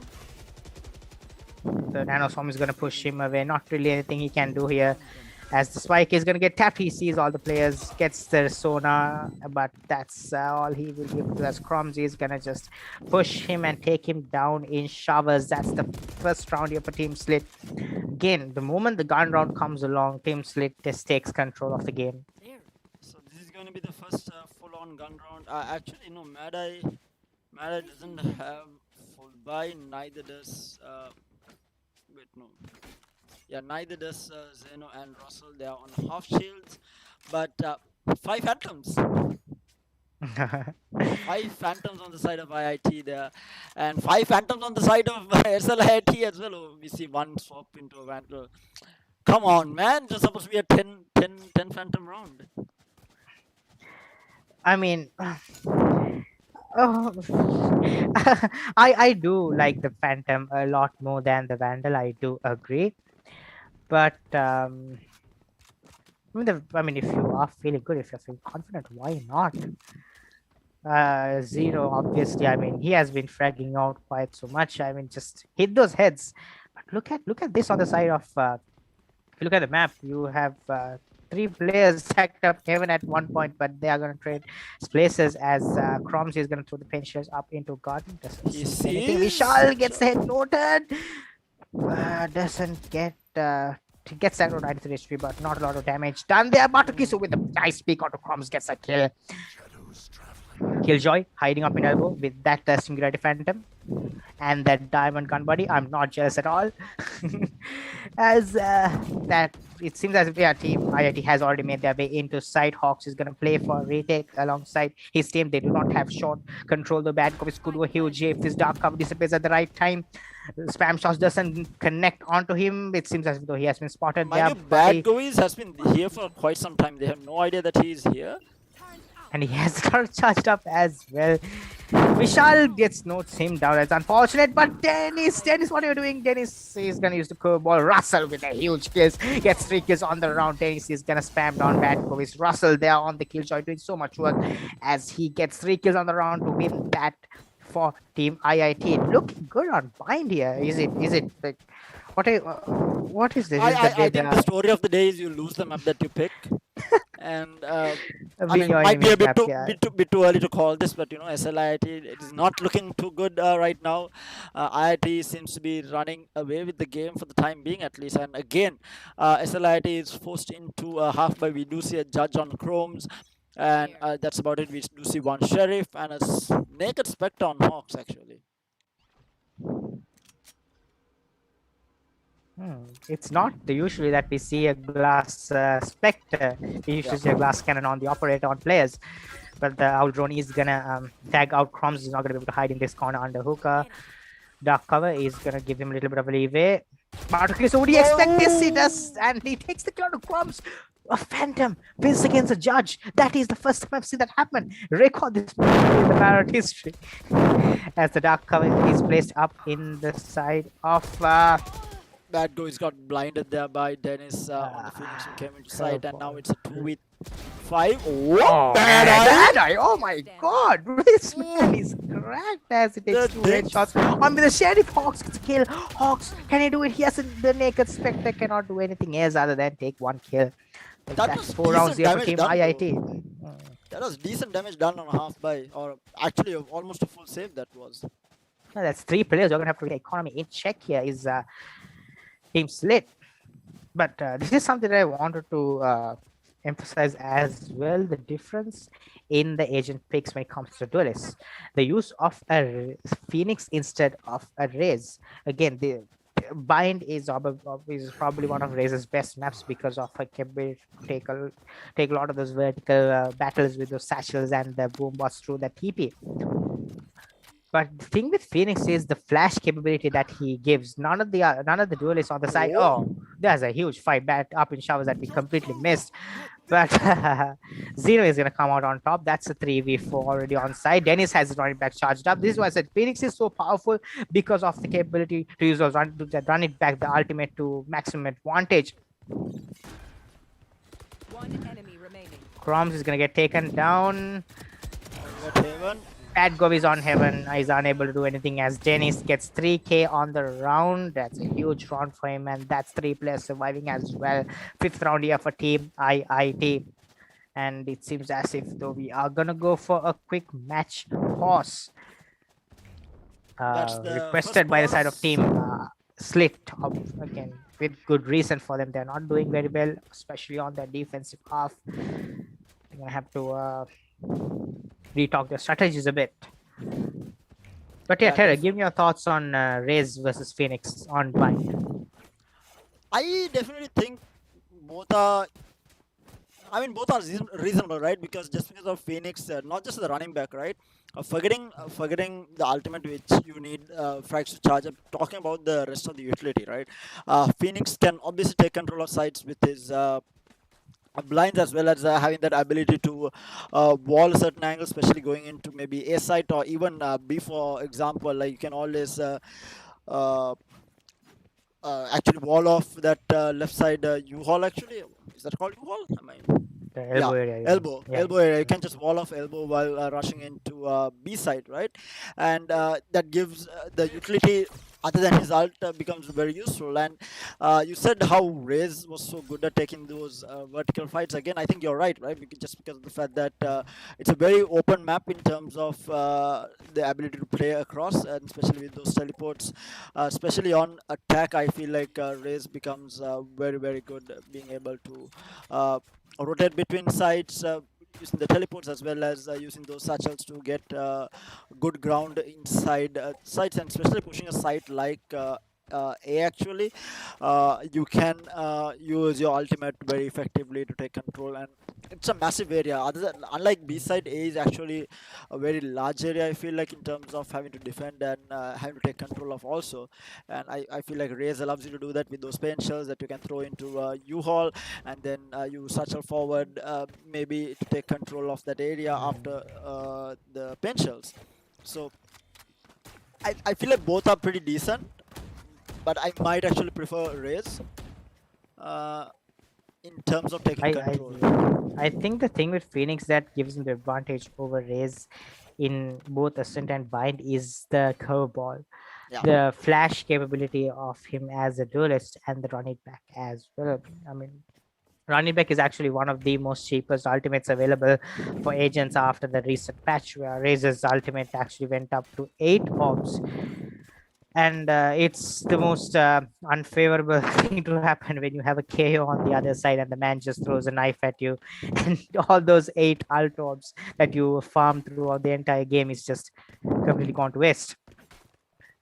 But again, Dennis 6'9" making this Phoenix work. He's already top fragging. I mean, he was playing Viper. He was playing decently, not the highlight of the day for the side of Team IIT. But again, Phoenix seems to be suiting really well. But something I'd like to note here is the lack of a Brimstone. Really hurts me to see that Brimstone is not being picked in all these tournaments that are happening in Sri Lanka as well. I mean, I'd love to see all these teams pay a little more love to Brimstone.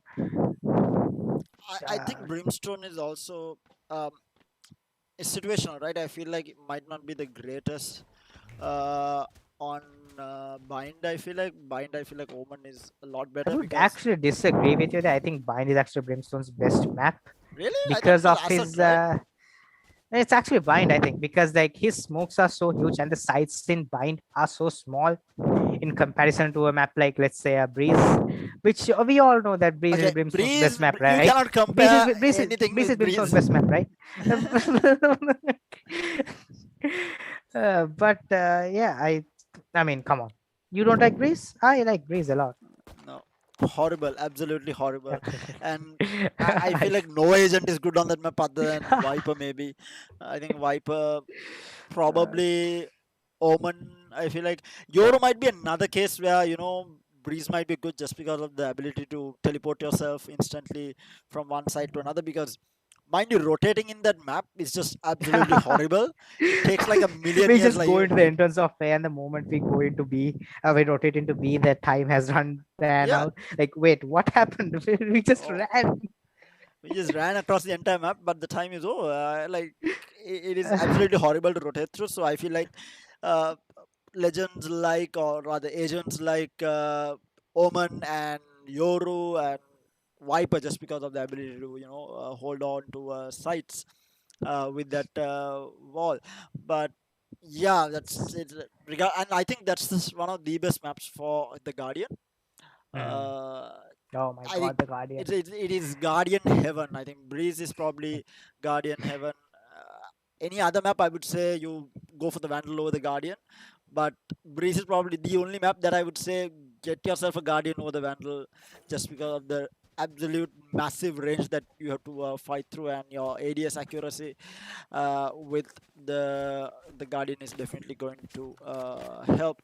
And we do have the last player reconnecting, and I think was the call from who was it actually? Zeno?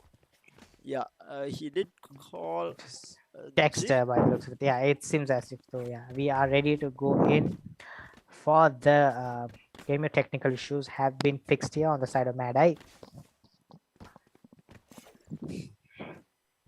I'm just waiting for the other team to agree, and we do have The game resuming back up, 5-1 in favor of IIT, looking to clean up this second map, at least the first half of it, and SLIT in all sorts of trouble. They are again forced into a half by. We have Marshals, we have Buckies, we have Judge, and a Spectre, and full shield frenzy on the side of Hawks.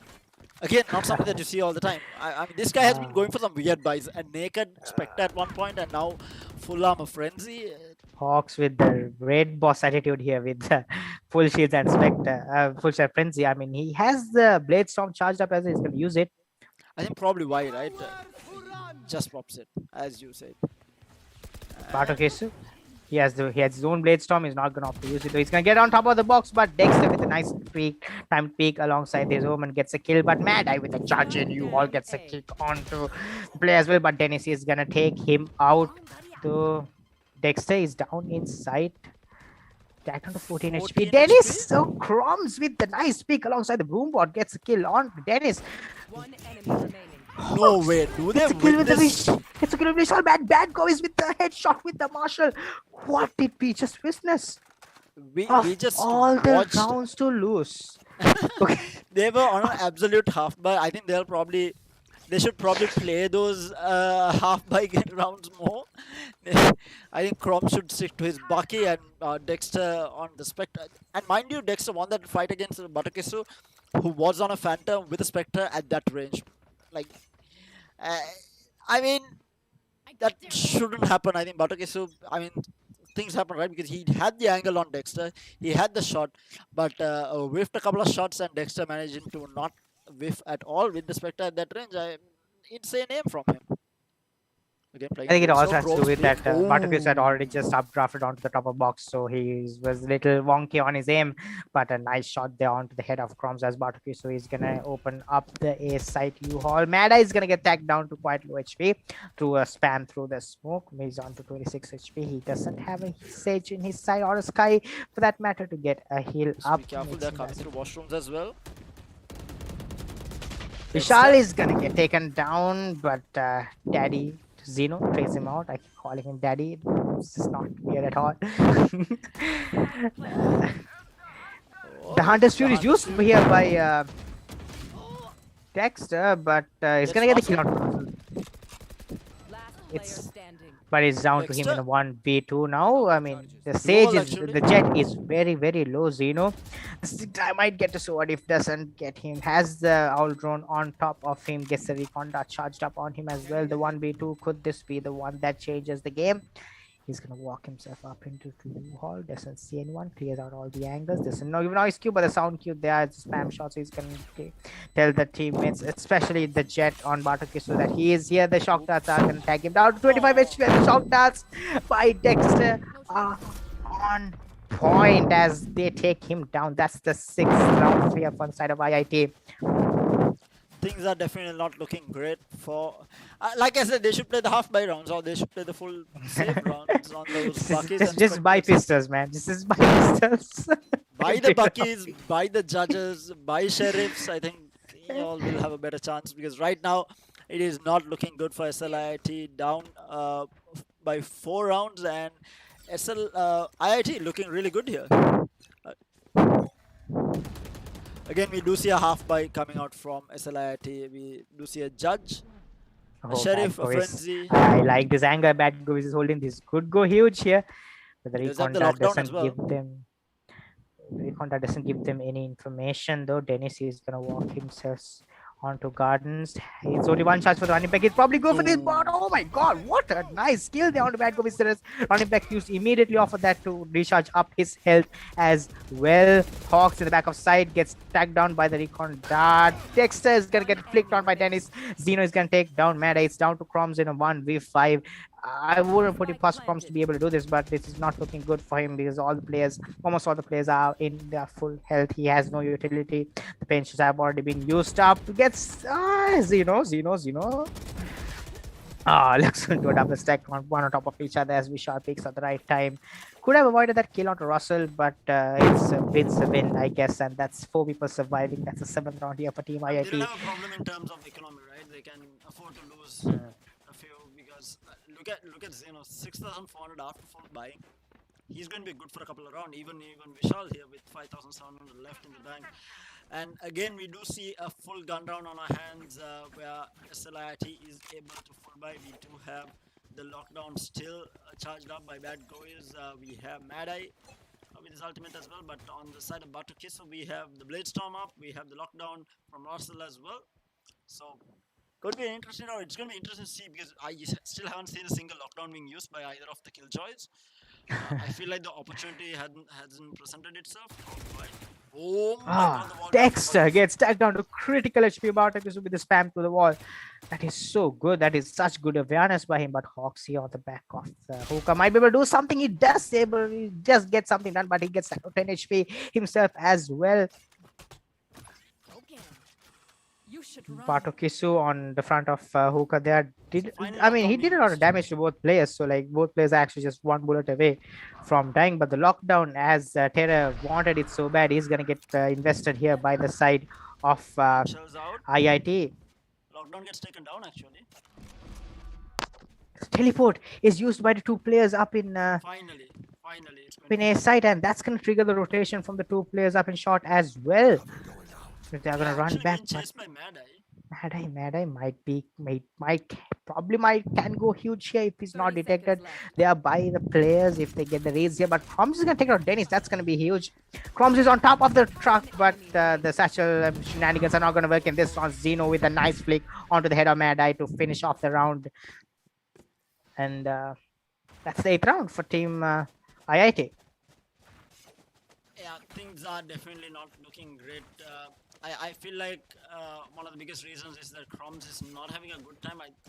On Icebox, he absolutely went ham on Icebox, and right now he's definitely not having a good time. Just 5 frags under his belt. But comparatively, the entire team is not doing that great, and IIT seems to be running away with the game right now. So Zeno, this time around, he has the Hunter's Fury up. We have Batukisu still with his Blade Storm up. Might be an interesting round. Meanwhile, Batukisu gets a kill. Batukisu gets a kill onto Croms though, initially. And Zeno is going to scout out Dexter with that owl drone. Dennis uses the hotlines the wrong direction, but actually tags down Hawks with that. There's a huge hole in showers though. Dexter is going to get the kill onto Batukisu with that little pig, but Dennis is still trying to get the kill onto Hawks here. Dexter with the second kill onto Zeno. Oh my god, this man's doing so much, although he has been tagged off from that location. He's going to try and little more damage here. Mad Eye with the paranoia used. Ooh, Vishal gets Dexter. Oh my there. god. This There's battle a up in battle of showers, man. jiggle Oh peaks. my god. Jiggle These peaks. They are people. all like jiggle peak in the entire time. But it's down to a 3v3. Two attackers stuck in showers. And mind you, Hawks down Hawks to is really critical low. HP. Yeah. Mad Eye has only a sheriff to work with. The Killjoy is up inside. The curveball is used, but the dark cover actually covers him out. The spam to the smoke doesn't connect. That was so close. Vishal gets a kill onto Hawks. It is so unfortunate, but Mad Eye could go huge. Mad Eye actually gets a kill onto Russell, but he can finish the kill onto Vishal. Vishal, oh my god! Actually, he gets a kill onto Bad Govindu. And Dennis is here to clutch out the 1v1. That's the 9th round for Team IIT. A little too close here. A little too close to my liking, but to their liking as well. But that's the last round. As we are pushing the last round of the first half. Perera, why are these teams winning on the map that their opponents picked? I have no clue. Maybe it's a bit of a mind game. You pick your worst map. You pick the enemy's best map, and think that Lal try them to into a beat false them, sense of yeah. security. yeah. And just run away with the game because we might actually see a 3-game grand finals here, which obviously we absolutely love to see. And again, we see a B-side push here by IIT. I like this double hold up in Batukisu. garden here. So They first could frag go with that huge. Govindu Vishal's gonna soft take as down well. Hawks. Dexter can go for the spray, but he takes two. But it's down to Mad Eye again as a flurry of sprays happened up in the B side. A lot of it happening off camera. And Mad Eye Batukisu. is going to use the paranoia, but he gets tagged down by the owl drone, and Batokisu with the blades are going to slice him and dice him to his death. That's the 10th round here for Team IIT. Okay, let's see now. Normally, another thing is that even though it was it was technically an attacker favored. This is technically an attacker favored map, so it's not horrible. We might see SLIT come back on attack. So we'll have to wait and see. But I feel like Chroms needs to start fragging out because he hasn't been having a great map here. Even though his the first map he ended up with about 30 something frags under his belt. But this is not the case in map number 2. So maybe he finds his aim in the second half. IIT did do a good job of shutting down Crom's before he can use the utility packs. They were well aware of his satchel usage. They were well aware of how he would try to get up on top of the truck, try to get up on those boxes to get those aggressive angles. They made sure that they understood which sides the aggressive dudes are playing, and they countered it well. As Croms is going to try and walk into the B side, the turret is going to tag him down to 64 HP. Oh my god. Yeah. Killjoy is the best play in the game. No cap. As the pinches are going to be thrown into elbow, which is going to push away the two players holding that. The side is they actually got given. tagged by that. He's going to be given the play for retake here. 5v5 retake on a pistol round. How often do we see this? The pinch backs. Mada is actually pretty low here on the side of the attackers. They have two players who are very low. The Sword drone is going to give his location away to Mada. Is going to get a kill on Denny straight him out. But Vishal on the Soa is going to get a kill. Batokisu gets a kill onto Dexter. He's in a Hawks in a 1v1. Jet diffs here. What are we? He's gonna expect the play. He does see the play. No, he does not. But the classic right Hawks. click. Oh my god. Hawks must be kicking himself in the shins. He had a ghost. That's a one to the head. But the thing there you have to realize is that Batokisu had half armor, which means even though he hit a headshot, he would have to hit another one to make sure that Batokisu is dead. But Batokisu had the RNG gods on the side, the right click on the classic, hitting Hawks right in the face, showing us why the classic is the best gun in the game. Hawks was just a little bit too playing under pressure like that. It's definitely not easy, but we do see both teams going for the Spectres. Is a 10-man Spectre round, half shields on the side of SLIT and almost full shields on IIT. Again, I really like, even the 1v clutch against between Batokisu and Hawks. I like how Batokisu used up his tailwind to get inside the dark cover instead of having to peek through it, which again, that's something that people should really pay attention to when you're using the tailwind, not just to get out of fights but to initiate engagements, as well as Zeno is going to try and spray away through the smoke. Doesn't really net himself any sort of a kill, but the site's been taken here by the side of SLIT. Dexter's gonna, oh my god, the Spectres on the force buy is gonna do them so much as Zeno gets taken down. It's down to the last breath of Russel here. He's gonna get killed. Russel with the double kill. Third kill on the round. He takes on Mad Eye. But Mad Eye with the better aim, he's gonna win that round for Team SLIIT.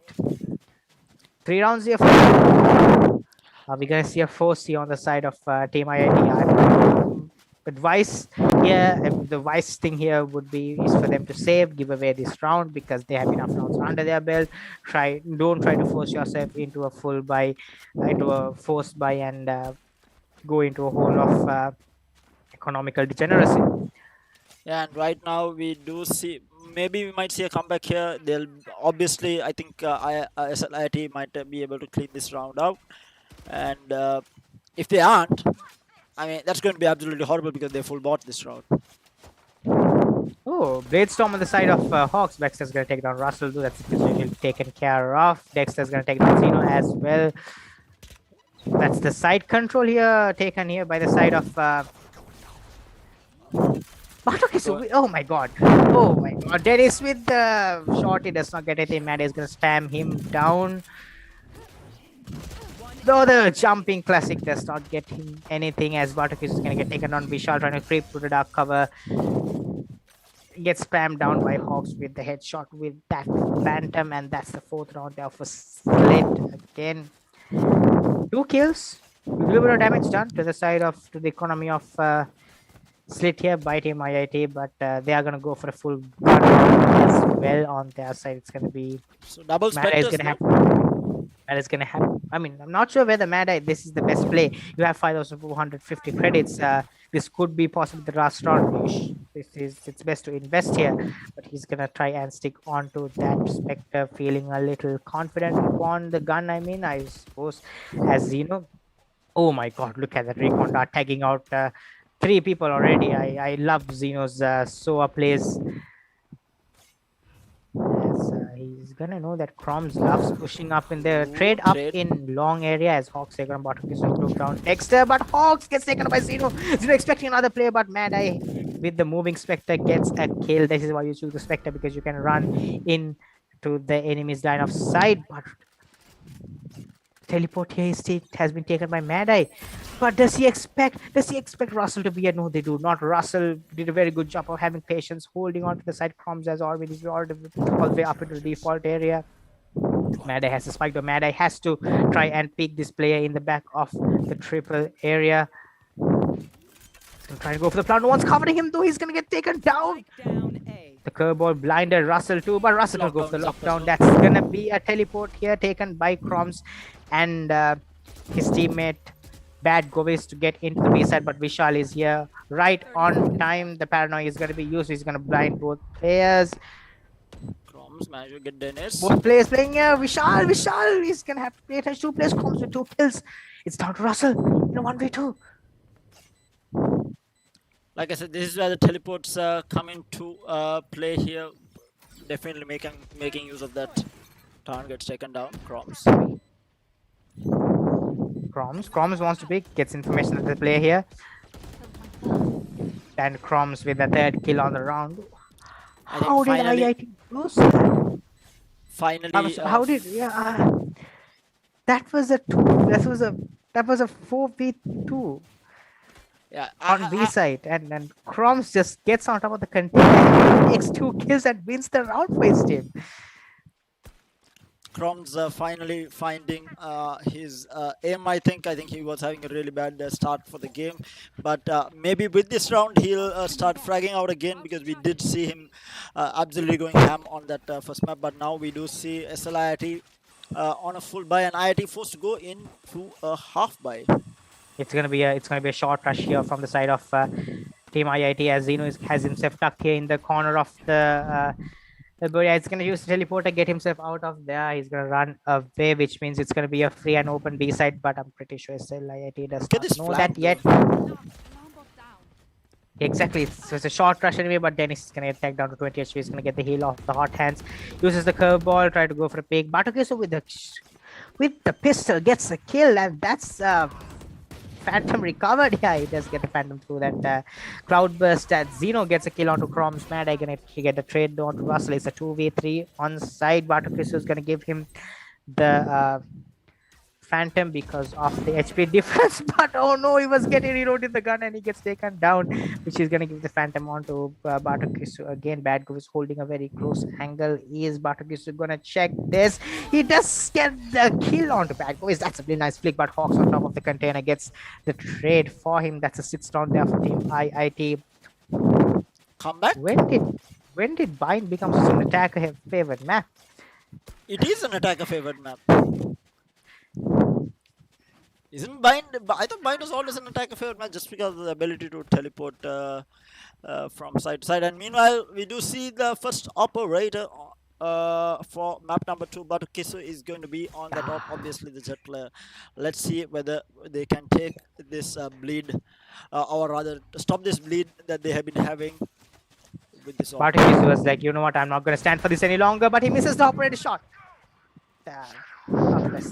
On the best shot there as he takes out the owl drone with that, but Chroms is gonna take down Dennis's run it back, not before he takes a kill, but the showstopper is being used. Oh my god, there's a lot of colors on the side as Ray's utility just flies out of the side. Dexter's gonna get a kill on Batakesu.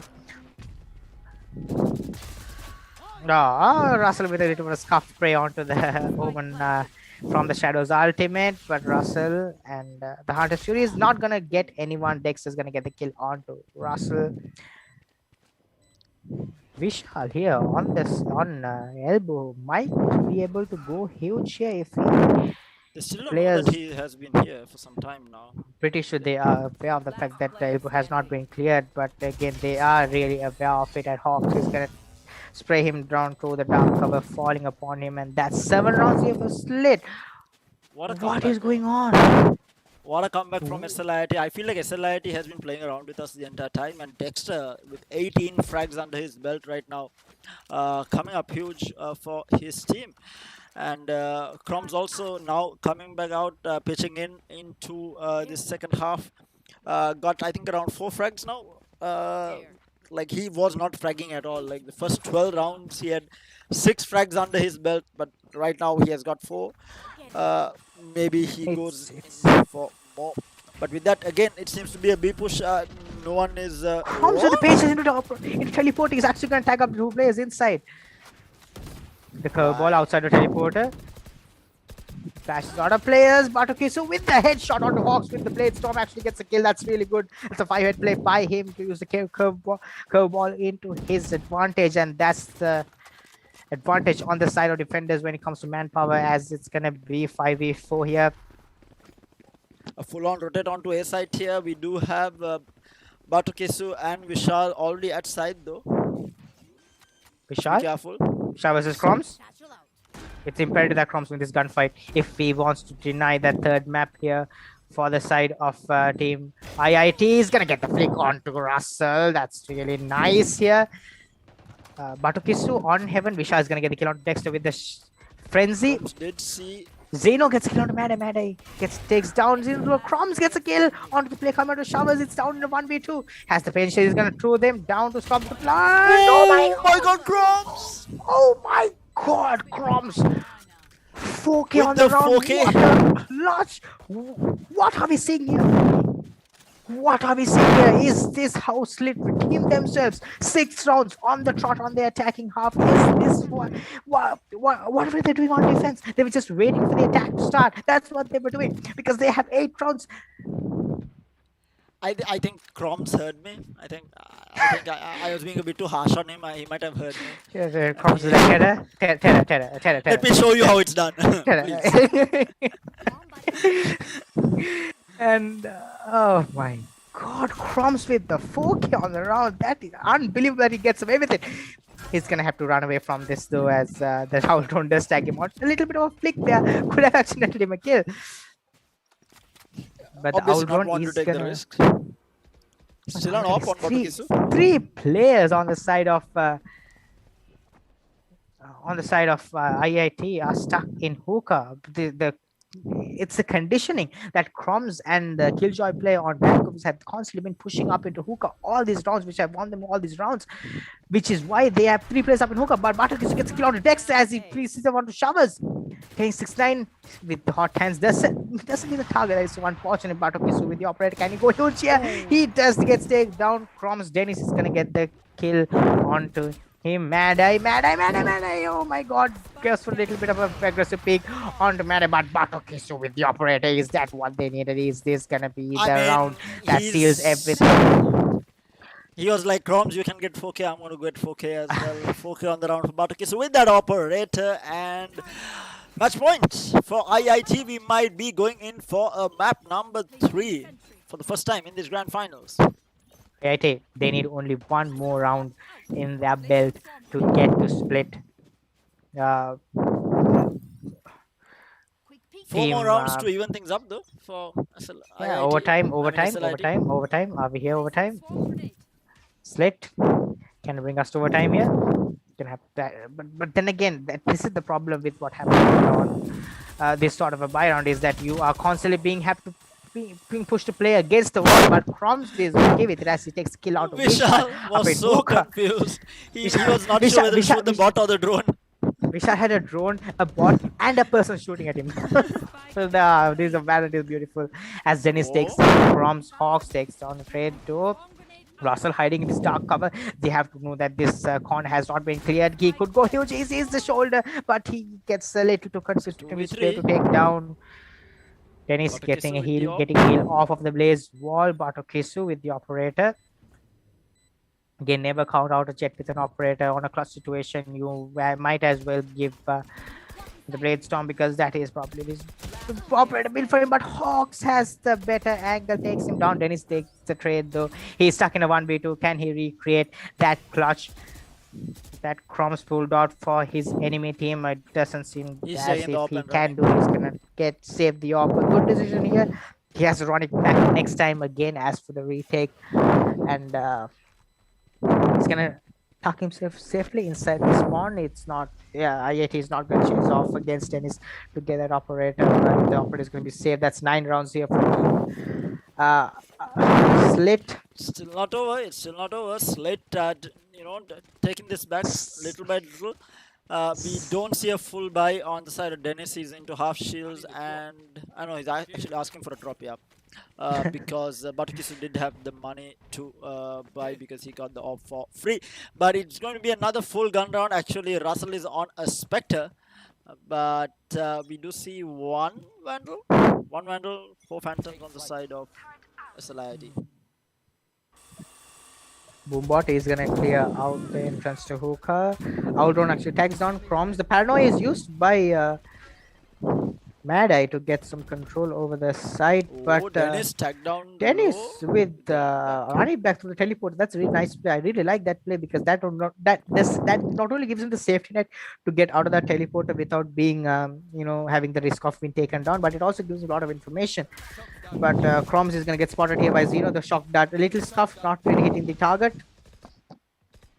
Again, it's a 2-man hold up in hookah. That's 3 people invested to take care of the B side alongside a Killjoy, as Bad Govis has the attack. Killjoy moves but Zero with the kill onto Dexter with a nice pick there, but a little too greedy there. Zero gets taken down. Batukisu is gonna get the kill onto Chroms. The swarm grenade is pushed by Russell to get a kill. The plant is gonna go down on the side of Bad Govis.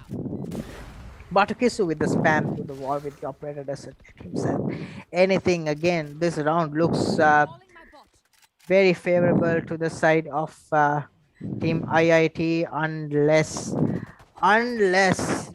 Hawks can do something, but he cannot. Bad Govis, the scuff spray is not going to help him out. That's the 13th round and the victory here for the side of team IIT as they win in bind, and we are gonna go for the third map. We are gonna go into split the beautiful city of Japan. And what a game, man. What a game. We are finally going to see a basically a third map on a grand finals.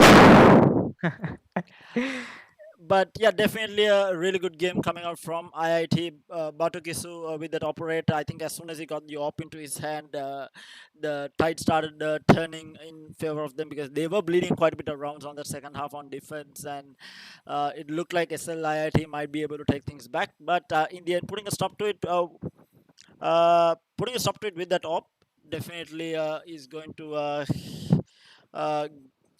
put a dent on the confidence on SLIIT just because of how good Batukisu was with the top. So they are going to be more careful on the next map, which is going to be split. And I mean, I absolutely love this map. And I feel like you just angered 90% of the community. You're just gonna be branded as a heretic. Terra like come split, on, man. love Icebox love and split. Loves Icebox. All you need to do is love Breeze. No, Go okay. ahead. I don't think Join me the dark side. Okay. I don't think Breeze anyone can love Breeze. But yes, so we will be going in for a short break, but do join us again. Grab yourself a Red Bull, get yourself energized. We are going into game number 3 of this grand finals between IIT and SLIIT. So do join us again within the next 2 to 3 minutes. We'll be right back, guys.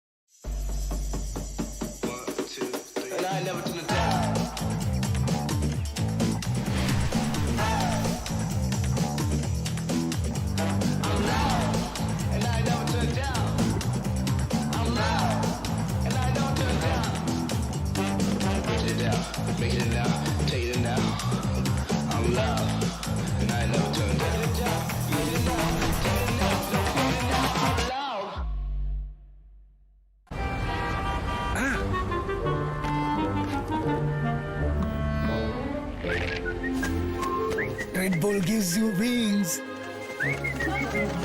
एक नंदन राह सकने में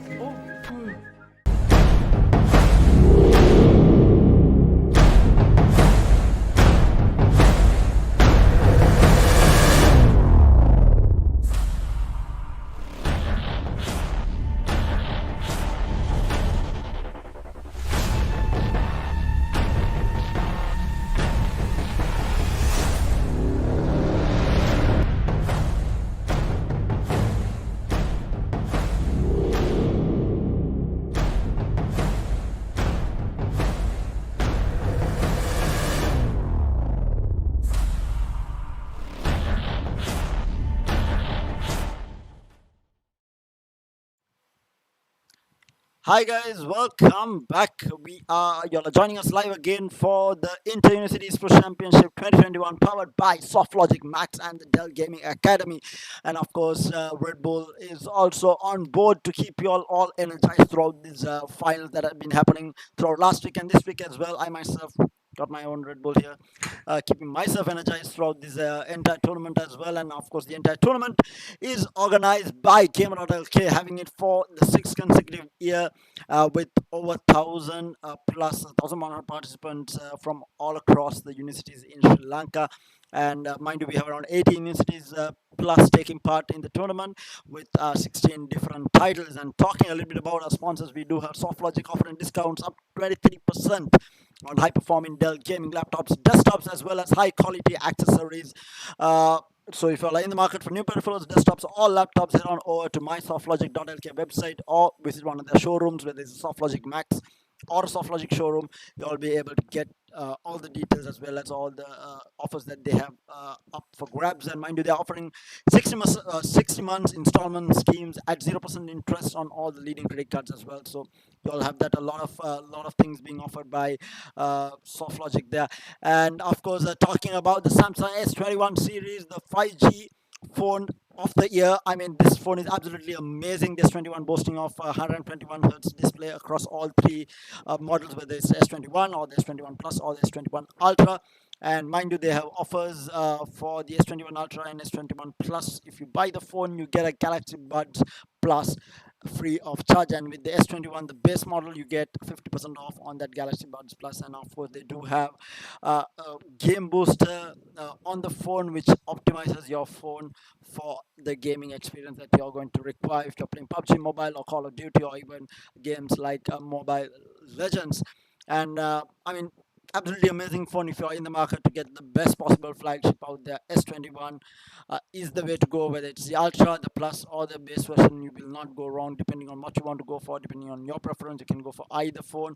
I myself, personally like the S21 Plus, but if you want the best of the best, S21 Ultra, I mean, come on, there's nothing better than that phone. And also, hats off to Red Bull. They have been around for such a long time in the esports industry. Has been having their own tournaments. We have had these very custom-made tournaments from Red Bull as well, and they have been powering all the action, keeping the esports community at large energized throughout these years, as well as this tournament itself. And with that, I think we should be ready to start the game. And of course, join me for the third game as well. It's going to be none other than Mike. Hi. Where's your money at for the third game? I think we are having 3 games grand finals for the first time. And where's your money at? Oh my god, this is going to be hard. Okay, we've seen both teams play double duelists. We've seen our team play single duelists. We've seen people play two spokes. Split again. A very, very interesting map because how good the judge is, how good the marshal is on these maps. And I don't know. I guess I'm gonna go ahead with SLIIT because of like how they performed in the first map and how they almost came back in the second map as well. They obviously are feeling a little high, but this is not to say that this is not to take away any credit from IIT, because I mean they can count up any sort of battle on this third map. Yeah, I think overall, if you take the consistent performance, might be from SLIIT, because IIT did not have a great game number one. They lost it pretty badly, but second game around they came back strong. They took the map, but SLIT almost managed to climb back up.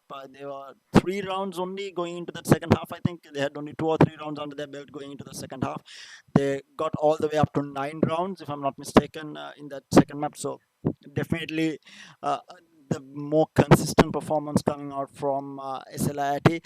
And I feel like Croms had a bit of a slow start in that first half on Bind. Probably why? Because they do expect Croms probably the player of the highest skill out of this, or playing at the highest skill team when it comes to overall Sri Lankan teams. I think that's why, and they want him to be able to carry his team. And with that, we are going into agent select. So we do have already. Sage is going to get locked in for split. I think mandatory pick again on split. Split. I think I feel like we always see Sage on this map. We have double killjoys. Russel on the killjoy. Mad Eye hovering over it. Still hasn't picked it.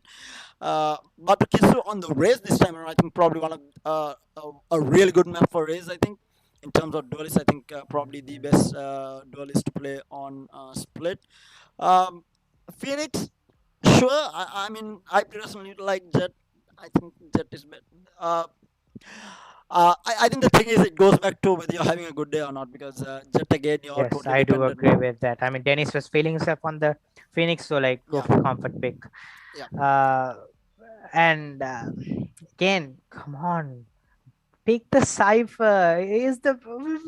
Why is there so much hate towards Cypher, man? This is really hurting me. I think there is no Cypher player. Again, like the problem of the university area, right? Because you don't have your own team that you have been playing over the years. So That playing a is Cypher, very you true. want. I think playing a and- Cypher is, I mean, Cypher has a bit of a more skill cap for Yeah, that. and the other thing is also, right, because most of this it's a mix of players, and I feel like most of these players are like even Mad Eye, I think, was a duelist, if I'm not mistaken, and obviously you can't have so many duelists on one side, so they're forced to play out of their comfort as certain different agents.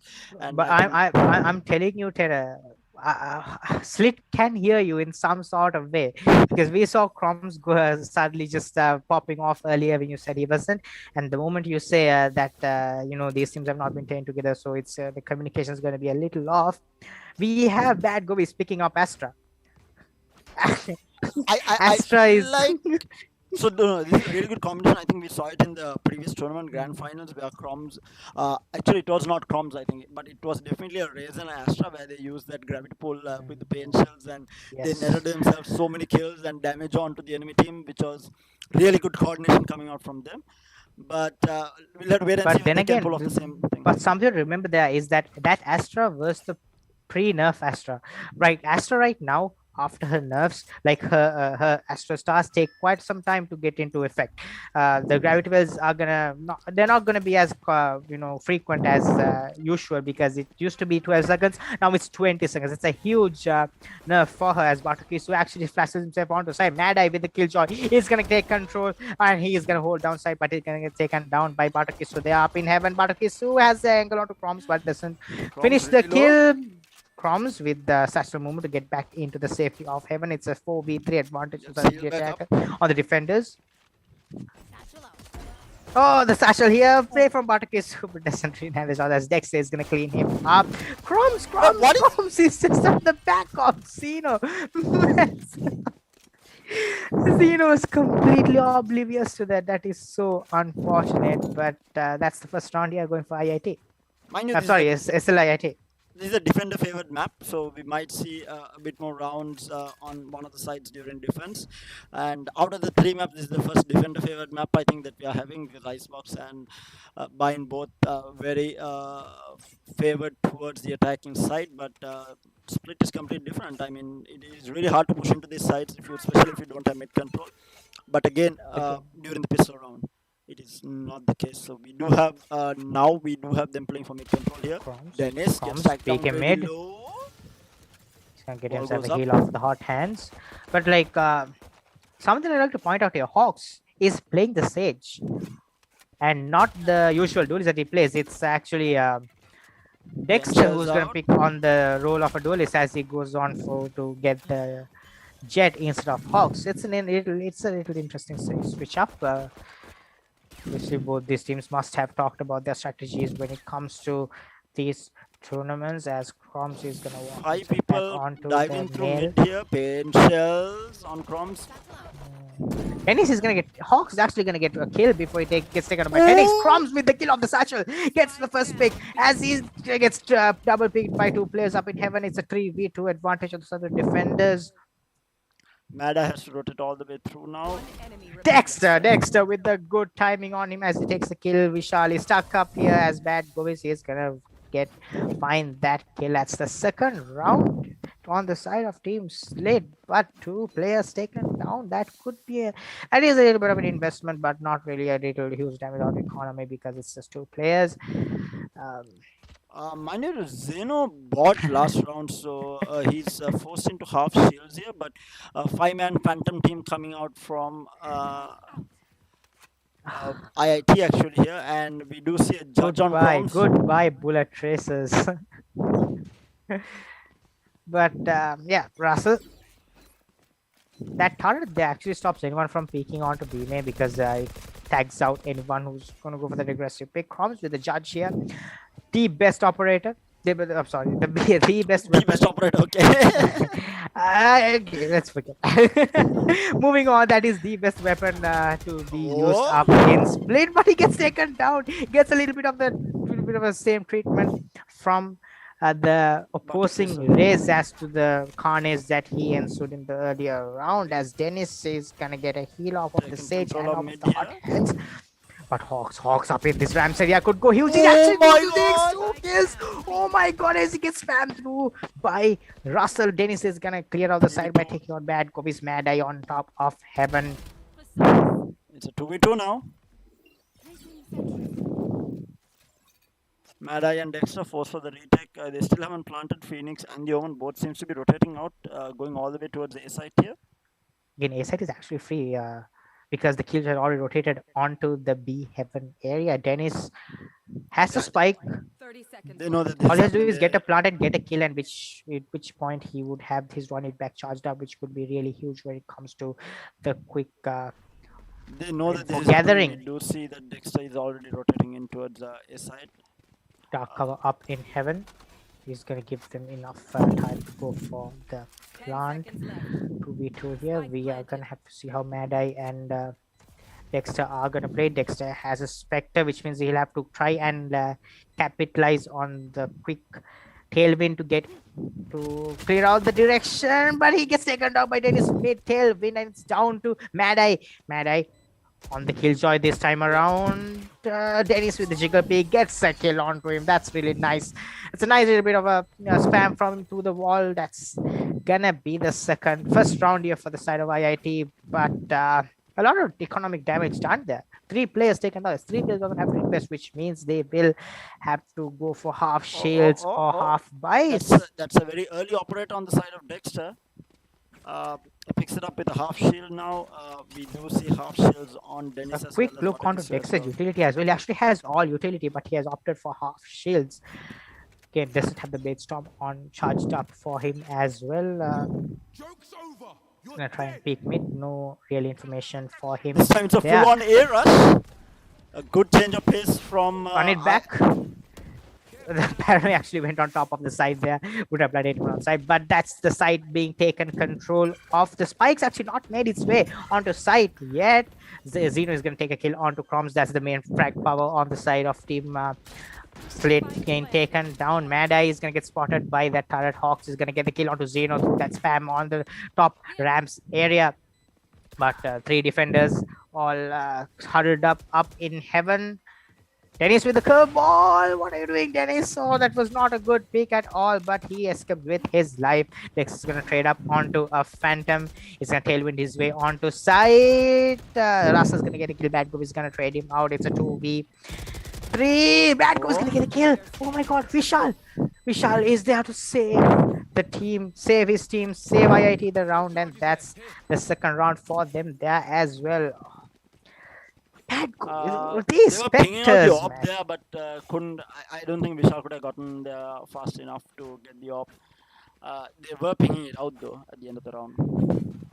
Again, the specters on Team SLIIT have been deadly. We saw an insane double headshot spray down earlier on B That was Heaven. Hawks, Now right? Bad Gov is with Spectre up in the screens area, taking 2 kills, almost taking it very close. But Bad Gov has the Bucky on him here. Chroms It's a with very the Bucky as swanky well. buy again. Hawks with only a Spectre and no armor, has only 1,000 credits to his name. Chroms with What is this? Bucky and half shields. What is with the naked? What are these Spectre guys? buys, man? Dexter has a shorty. But yeah, it's Chroms really, pushing really through the funny. smoke. He didn't actually peek that. That's weird. Zeno has the Sage Wall, might go for the quick Sage Wall jump into side. The boom bot, does it tag out where? Does it tag out where? Oh my god, Bag was there second, but Hawks and Coms are there. Coms on the back of side gets taken down. Vishal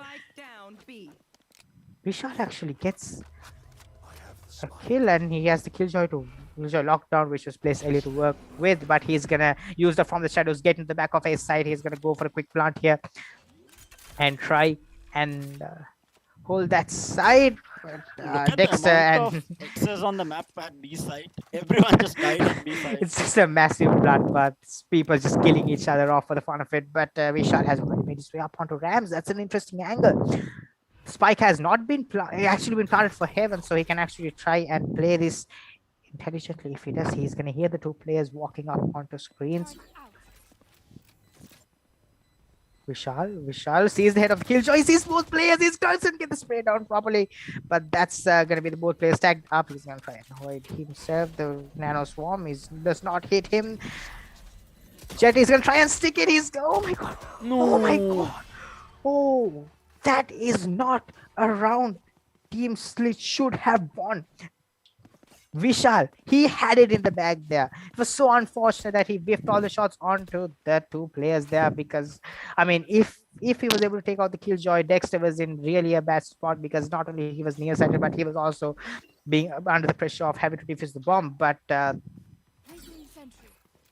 think SLIIT, they hit their definitely should shots. not have lost that, but the Buckies and the naked Spectres coming into play there again. I that swear to was God, I Hawks on swear the to naked God, Spectre, right? SLIIT has been extremely good on wonky buys. I'm telling you, don't buy rifles, man. Just buy all these wonky guns and you win all your Bucky's rounds. shorties, naked Spectres, I think that's the way you should play. Crumbs with the oh my God, God, Crumbs with yes. the utility kills. this has to be, This is why Race is so good on this map. No joke. yeah. This has to be very Vishal gets frustrating tagged here down for the very side of IIT, as the wall actually has a little bit of a gap, which Chroms is actually going to use to peek onto Marker. Doesn't see anything yet. Zeno, though, is in a bit of a scuffle. He sees the sound, hears the sound of the Omen player pushing out of Marker. Does Zeno expect a player to be here? He does. Zoms gets tagged on to 71 HP, but he has the showstopper to use anytime he wants. The quick showstopper into middle, which made him 2 kills, but he's not. I thought he might actually go there for that. As soon as he saw the two players, I thought he will immediately satchel with the showstopper there. But then again, I think the call from the team IGL by the time of that was probably to hold on to it to use on a retake situation, because I mean it's a 3v2 anyway. It's a 2v5 right now. Russell, they know where Russell is. Russell's getting spammed through the box. Vishal is actually going to get the kill onto Oh. Kong. Vishal is going to get the second kill onto Chroms. It's down to a 2v3. Not bad, not undoable, but they are so far away from side. They have to go for a quick plant here, and Mad Eye with the Spectre. I think Spectre has been the What? best weapon in this entire grand finals. Every time is Why the do we Spectre even doing- buy? Why do people even buy the Phantom, man? Let's go for the Spectre. This gun is amazing.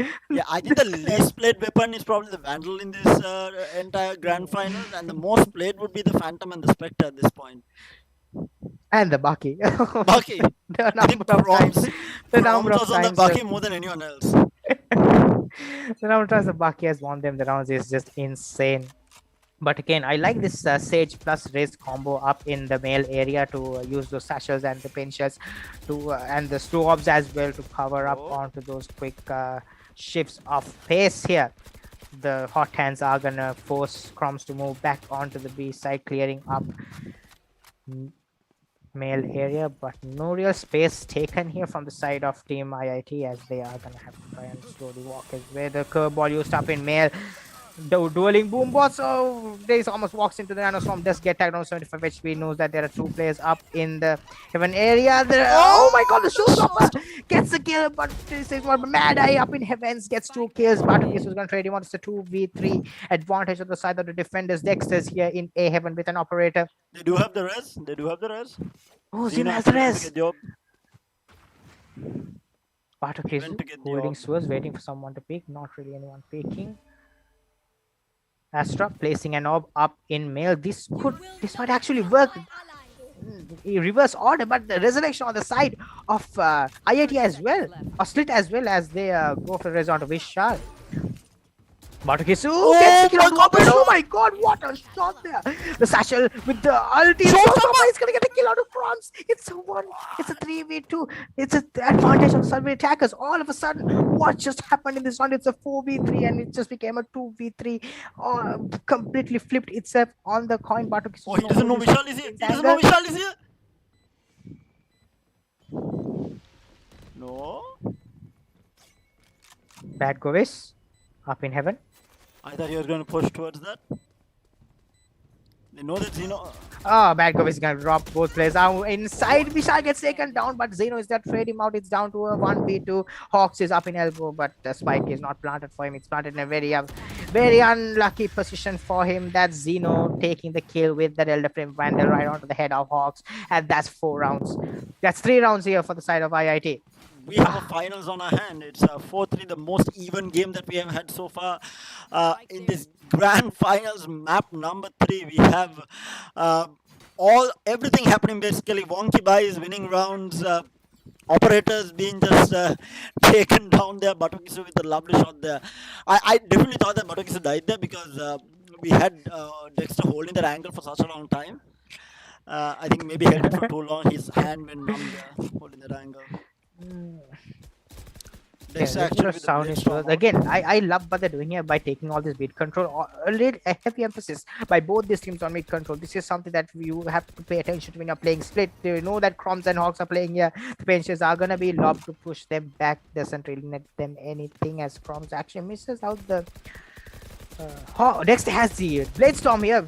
Doesn't get a kill, but the boombot is not gonna get Batukisu anything as unfortunate loss of 400 credits there. The boombot very expensive as utility right now in the game. The wall is gonna stop them from any aggression onto B, but the run it back is gonna be invested by Dennis to get onto the B heaven area, clearing out all the angles. He's gonna see Crumbs inside, which he's gonna call out, which means the Sage is here as well, which. Oh my god, Dennis with the pick onto Crumbs with a nice little bit of a flick as he uses the Blaze Wall to heal himself up. Vishal gets a kill out of Bad Govis. And Vishal gets a kill out of Hawks as well. That site opened up. Dexter here with a classic might not be able to do anything as he's gonna get the volley. The Stano Swarm is gonna get oh my god, the flying race satchel onto Dexter's face with the Phantom, and that's gonna be Mad. I tried to go for a quick save here. Realizing that this is not his cup of tea, as he's gonna try and save that weapon. Gonna hide himself definitely inside not a the pub game where you're trying to go area. for is definitely not a But problem. look, but are they gonna try and chase him down? They are trying to chase him down, realizing that oh my Oh. god, Mad Eye with the kill onto Vishal dropping out of heaven. Mad Eye? How I many are mean, they going to lose? How many are they going to lose trying to take Mad Eye down is going to be the question. yeah, then I mean it's oh yeah, and Bartokis was like, yeah, we don't need anyone, I'm just gonna come in. Just spam him down through elbow, and that's what he does. That's the rounds equalized as well. Again, a wonky buy, I think. Give us a wonky buy. Wait, what are they going for? They're Spectres. Okay. A Judge. Spectres, No, full no. shields, the Judge. judge Okay. on Mad Eye. What is going on? Bucky, Crumbs on a Bucky. crumbs on a No. shorty. They're Come teasing on, me. man. Come Mad on. Eye, Mad Eye The- teased with the Bucky. Bad Govis is gonna go for the judge, and Crumbs is gonna go for the shorty. Three specters to three people having half shields on the team. As Dennis holding ramps, waiting for someone to peek. I like the turret placement up here in the close ramps area to make sure that no one is coming on for a quick push. Dennis has, oh my god, gets taken down as he tries to flick onto the alarm bot. Mad Eye with a nice time pick here. Crumbs with the revenge shares onto side, but Zeno is gonna trade him out. Takes not before Dexter gets a kill onto Crumbs with the shot. Crumbs with the shot. He gets a pick on Vishal. Russell no trades him out. It's a 2v3. I swear to god, these half buys on the side of team SLIIT have been just amazing as Dex is on the back of side. Zeno is getting takes down Hawks as well. Bad Govis up in heaven. Gets taken down Zeno, and it's down to the single play of Dexter to hold sight, and seems as if though They're gonna yeah go they for a are quick gonna go rotate. for a quick rotate onto the B side. A wise decision. You will not kill But they could go for the resurrection onto Dennis as well. That's an interesting decision, probably for the eco of the team, understanding that having that extra player alive would boost the economy very much. And I mean, that actually makes sense because Dennis actually has 4,900 credits to his name, which means he would be able to drop a player for the next round in case anyone doesn't have money. But I don't think that would be the case. Dexter though creeping up into heaven. Dennis gets him down. Thankfully, that's not another rifle lost. And that's the fifth round there for Team IIT. What a back and forth game. This is turning out to be 4-5 in terms in favor of IIT. And mind you, this is again a defense favored map, and SLIIT is losing out on it right now because you don't expect the attack to be able to take 5 rounds on this map. I mean, we said, in the pre-series show, we said that this was gonna be a close game, but Didn't this expect it to be close, this close. this close, like both teams won the maps that the enemies picked, and now they are having the closest game ever up in SLIIT, as Crumbs is again gonna use benches up in mid to defer any sort of an aggression onto the vents area. Batokisu is although going to use the boombot to clear out mail, doesn't see anything, which means he will be free to take all this control up into vents. Oh god, look at this. They have control of vents, but Crumbs takes down Dennis with the Vandal, the spam, and that's the Vandal coming into play. Crumbs still gets a kill on Russel as well. Dezino with the quick flick onto Bad Kovis with the, oh my god. That's a really nice flick there by him. The spike has actually left up in mid all this time, but do they anticipate Batokisu to be here? Does Crumbs expect Batokisu to be up in heaven? Crumbs has a feeling he sees the gun, and that's the battle. It's completely betraying 3v3 Crumbs. now. It's a 3v3. Yes, it is. Dexter is here. Oh, the Satchel play. What a good pick. They are using the Satchels to maximum advantage. Not again realizing that this is how good the Satchels are when it comes to quick movement. And Mad Eye gets paranoia by Vishal, and that's him taken down. It's a 2v1. Butterfield's legs taken down by Hawks. It's a 1v1. But look at Vishal. Look at Vishal. 10 seconds left. Hawks expects this, but oh my god, Vishal with the kill onto Hawks. A really 5-head play there to walk right off screens onto Okay, Hawks. but having said that, now it's SLIIT's time to shine because now they're going to be on a half buy or a wonky buy. This is the time that they win round. So I do. Oh, the irony of Valorant. You win all the half. You lose Oh the no, gun it's rounds, you sad. lose They the have half. actually gone for 4 specters. They're not Oh, going for the come on, monkey come ball. on, come on. That's not going to win you the round, this lit. Oh, need those That's not. buckies. But I love what Zeno has been doing up here in D main. He's constantly been threatening this garage area and trying to hold control. But Kroms is going to get the kill on to Batokisu. Kroms with the showstopper being used to get space. Showstopper almost takes down Dennis there, but Dennis actually ran all the way back into spawn through that sewers area to escape from that. A good decision because I mean, who would want to face a huge rocket coming out onto your face? But Kroms is going to take it by Zeno. This is what I'm saying. Zeno has been so good up in this market and B garage area, keeping control. But does he expect Hawks to have pushed up? Hawks through the Astro Smoke. He's going to get himself another net kill with that Spectre, and he's gonna retreat all the way back into the heaven area to the piece of this little haven of him as Dennis walking up big garage. Needs two alt orbs for that run it back to be charged as well, which means he'll probably try and get this alt orb, which he does. Mad Eye on side, the Killjoy trying to hold it, has the lockdown on him, might come to play here. Dennis gets taken down. Mad Hawks chimes in as well with the kill on Vishal. Russell low trades him out. Russell is stuck in a 1v3, has the Phantom, is up against Spectres. Mad Eye 10 seconds on left. site, very low. If but Dexter gets the kill on Russell with that peek from rafters. Russell had too many angles to check, which led him a little too vulnerable to that peek from heaven. SLIIT will win every round that they're on a half buy or a wonky buy. They'll always win it. I swear to God, these guys should stop buying phantoms and full shields. It's the prophecy is told. Thou shalt win with the Spectre. But yeah, I mean, a good chance here for Team SLIIT to actually equalize this game by getting let's it stop. onto a 6-6 half. Kroms is gonna run away. Batokisu gets a kill onto Dexter with the showstopper. Oh, Kroms! Oh my God! Actually escapes Russell. I thought he was for sure dead there. The Summer Satchel gets taken down by Dennis with the well-timed peak. Spike planted.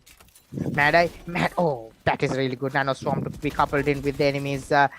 With the Sage. Slow abuse as Hawks takes on Vishal, but a little too much of a task here for Mad Eye and Hawks here. The resurrection is placed onto Kroms. Mad Eye, though, has been left as the only player surviving in a 1v3 situation. It actually flashes himself with the curveball. Blinding lights by him, but that's the fourth kill for him in the round. Okay. Okay, look, Dennis, we got you. That's not caught in broadcast. Okay, that was someone else's flash. Okay, we are not gonna snitch you on you for that.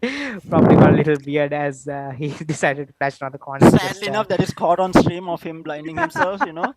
But Oh, that is things so happen. Things happen. unfortunate It for happens to him. the best of us. To be fair, he didn't blind his teammates. He blinded himself. It's better to blind yourself than your teammates. Yes, exactly. Pro tip. Pro tip by Terra. But that's the seventh round there for Team IIT. Really looking like they are on form here on split. This they are going to go back onto their defensive half again. Defense known to be the better half, especially on the map of split. But Kroms with the aggressive push up mid with the boombot doesn't really get himself anything. Has two sashes and the grenade to work with. That's a lot of bullets wasted on that classic to get that Sage wall taken down, which is why the Sage wall up in these close choke points in the Pistons are very strong. But bad Govis with the spike is gonna run away. He's gonna walk himself onto sewers. Dennis very close to Mad Eye. Mad Eye does not check the corner, but Mad Eye with the classic wins that round. The frenzy either works for you, doesn't work for you. As Batokisu takes the kill onto Dexter, but Mad Eye trades him out.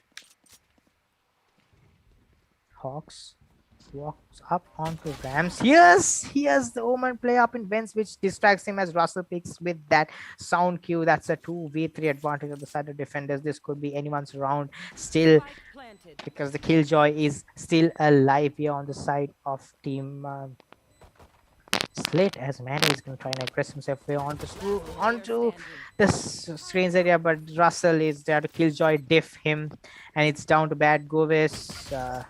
Gets paranoid by the Omen, and that's all he can do as Zeno wins out the round. And that's the 8th round here for team IIT.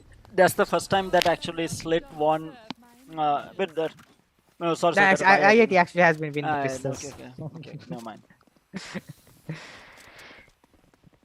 Again, what is going on today? How is SLIIT losing this? They were the favorites going into the series. Yeah, and after the first map, everyone thought that, SLIIT is going to walk away with this 2-0. And IIT just proving everyone wrong right now. Right. IIT was like, we duped you in that first map. The joke's on you guys. Jokes.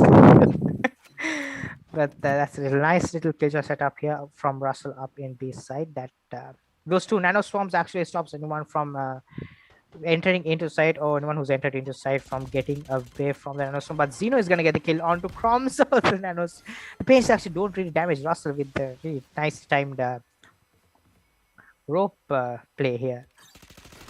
But Russell is gonna take down Hawks, but Matukisu is gonna get the kill with the Boobot as well up in vents. That is so unfortunate, but Dexter stuck in a 1v5 with a Frenzy. Yeah, he's gonna get the first pick. I mean, Frenzy, not the worst weapon to have in a situation. He's gonna trade up to a force Sour Inspector. The turret is gonna be his demise, as he points out where he is. That's a bit information for the 3 players up in He cannot go A-Heaven. anywhere right now. Look at how many are holding ropes right now. There are 3 people watching 3 different angles at ropes. Dexter with a Spectre and a Dream and 64 HP. He made the sound cue. Batukisu is going to Matukisu with the satchel jumping onto Dexter gets a kill. The 4-second Spectre is so much better than the Sound Inspector. Is that what? I'm pretty sure that's not the first thing on their minds, to be honest. But it is what it is, as the 9th round here on the side of IIT. Gun round for team SLIIT. Things are not looking great for SLIIT here. They're finally on a gun round now, and we do see IIT still on the Spectres. I mean, to be fair, Spectres have been I feel like there should be a stat page of how many times that they have used these weapons and how many kills they have got from each of the weapons after each match. I'm pretty sure Spectre has netted them more kills than the Phantom. I completely agree. But Zeno. look at Zeno. Look at Zeno up in the smoke. He's going to take down Crumbs. He does take down Crumbs, but he gets chased down by Dexter. But that's their main fragger out.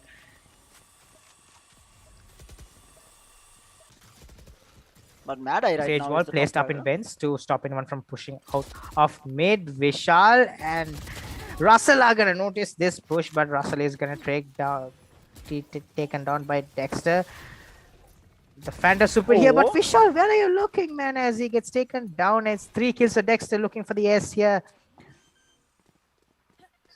Spikes getting planted at a really awkward position, but Mad Eye might get tagged here as Dexter with the 4th kill on the Matukisu. So he's looking for the S. He might get the S here. Is this what SLIIT needs to get back into game? They might actually give him the ace. Please give him the ace. We want to see an ace in the grand finals. Dennis, I'm pretty sure Dennis just wants to deny him that chance. You don't want your enemies feeling good, do you? As, no. He's going for it. He's going for it. Dexter is holding the angle. Dexter, yes, let's go. That's the jet for you. That's what jets are capable of doing. They can just completely, utterly disrupt your entire game plan by those quick dashes onto site and those quick use of tailwinds and cloudbursts. We finally have the first ace of the tournament, or rather the finals. And with that, we have the nice scoreline. Yeah, we do have the score reading 6-9. A very nice scoreline. Oh my god. But the but difference is they are not playing. Yeah, they are going back into mid control again. That is yeah, with that Zeno with wall the up in. sage wall up in nail again. This does.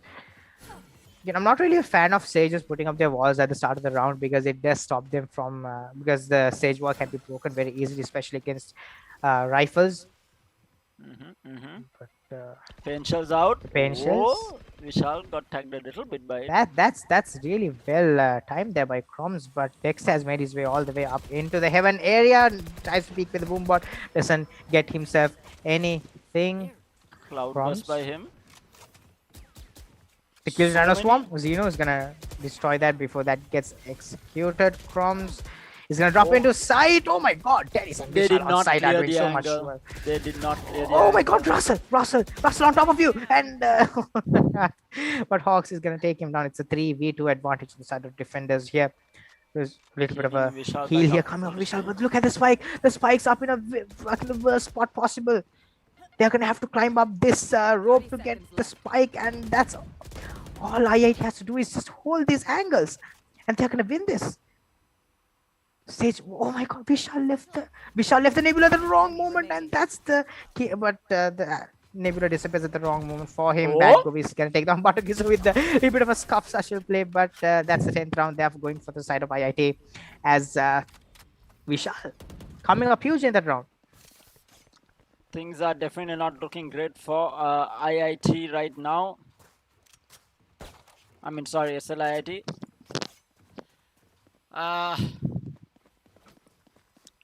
What can they do right now? They've been losing these weird gunfights. I think they did really well taking control of that mid area and then just completely. I don't know, whiffed afterwards because they did not clear that corner. I think that was the biggest mistake going into the side there. They did not clear the right corner on ropes. But Yeah, I'm pretty sure they did not expect two people to be up inside holding that angle, but Crumbs with the Sashil gonna get Very himself inside. A fast. quick rush here, the Blade Storm used by Dexter to get himself that added advantage when it comes to the use of Jet, as well as Crumbs is gonna re-aggress back onto the Rams area. The Psyche is gonna go down on Mada. Mada has the lockdown on him as well, which come huge when it comes to a clutch situation. But both Killjoys are gonna use their lockdowns. No, it's actually just both Killjoys are gonna use their lockdowns. Dennis can take. He's running Some back, gonna lockdown deny any on information lockdown. by Action Dogs. There. Oh my god, the pinches. pinches are gonna do a lot of damage on the Bad Govis, and the player Zeno is gonna take down Crumbs. Bad Go. Dennis with the kill. three Oh my players god. detained. Oh my god, Dexter at the back of side, but Batokiso is here to the saving grace of Team IIT as they clean up the side. Oh my god, Dexter almost completely won that round for Team SLIIT there. I think I'm the only one who runs when there's a Killjoy lockdown and waits it out. These two teams, These they're like, people just stuck inside. Oh my god. we are not even bothered. We'll get detained, we run in, kill people, and then get detained. Oh god, but yeah, I think, and the attacker Killjoy lockdown was actually broken there by Dennis as he came in alongside, which is why he was tagged down by Bad Govis up in that corner in A side. But what happened there was Bad Govis was also blinded by the curveball, which was why he couldn't take the shots onto the head. Crumbs though. By is the way, gonna I walk- saw a video where you can basically wallbang through sewers onto A side, that A long area, where the Altop is there. Ooh, Crumbs with a people kill up. onto Batakisu there, but come on. Terra, I don't need any more wall banks from random positions, man. It's I just want to take my alt off, man. Don't give go on giving people options to like just randomly wall bang when I'm safely collecting my alt off here. Russell is gonna get sucked in that gravity well. It's I mean, they really need this round SLIIT because if they give this away, the IIT will be on match point, and you don't want a team on match point for sure. But look at Zeno. Combs. Combs has made his way all the way up into the top of the stage wall, but he gets managed to get away. Bad Govis with the kill on the range with that Spectre. Again, these Spectres here. But Crumbs, look at Crumbs. Oh my god, IIT has to have been aware of this. There was a little bit of lax communication. There was Russell chase about Zeno gets a kill onto Hawks. And it's down to a 2v2 advantage on the side of the defenders as the Nope, resurrection nope, nope, comes nope. in. It's a Vishal 3v2. gets revived. Russell with 34 HP. The cosmic divide is used here by the Astra to stop an aggressive push onto the back. Offside, the paranoia is used by Vishal to give him more space, but bad go waste. Oh my god, it's out for 1v1 here. Vishal with the one way. What an impressive use of the dark cover there. Does not use the dark cover to cover the angle, but he uses the one way on top of screens, which uses to peek, hit the opposing sage. That is What so a well play. done by Vishal. That is a 5-head omen play. These are big brain omen plays, man. You don't always need to use the shrouded step and use it from the shadows to get into sights and get into behind enemies. But like a simple one-way dark cover on top of screens to make sure that the sage cannot play around in that area anymore and simply nullifies any sort of quick movement or placement change that she had done before that duel was taken is just completely nullified by that. Really good play there by Vishal, showing off that she's flexing on his opponents here. Half shields Mad Eye? on multiple Dexter, Chromes, and Mad Eye, all three. Aha. Going to be a tough one for More them. specters. More specters. You just have two specters, a judge also on Daddy Zeno. Zeno on a judge. That's an interesting switch up. But he's going to hold very close here. Dexter, will he expect Zeno to be this close? Did he see the gun barrel there? Doesn't seem like he has, but he gets caught with on his head, but he still gets the kill. Dexter He still managed to get the kill. Oh my god, completely. Dexter is going to be so mad after that. Now that is choking under pressure right there. And oh. Hawks get Oh, second no. down. Why are they running into the judge? Dennis gets a kill onto No Crumbs, and way. Batokisu is going to take the damage done by Zeno to get that kill on the bad. I But it's think it's down to all a over. 1v4 at this point. Mad Eye has a spike on him, but Placing swarm grenade. Okay. Might be an ace. Who knows? It's going to be Yeah. a 1v5. He already got one. Can he do it? Can he do it for SLIIT? entire series lies on the heads of Mad Eye, but has for the the lockdown lockdown? charged up as well. He's gonna place it down, but seems as if the team IIT is gonna try and chase. No, he's not. He's not going to clear this corner. Look at Vishal. Vishal is in the back of sight, and he wins that duel as. Mad Eye does not expect a player to be in the back of sight. Not like this, but it is like this. That team IIT gets the victory. They weren't the favorites going into that half. They weren't the favorites going to the series as well. But look at them just completely nullifying any sort of allegation or whatever sort of suspicion or doubt that people might have had against them. Just completely winning the round.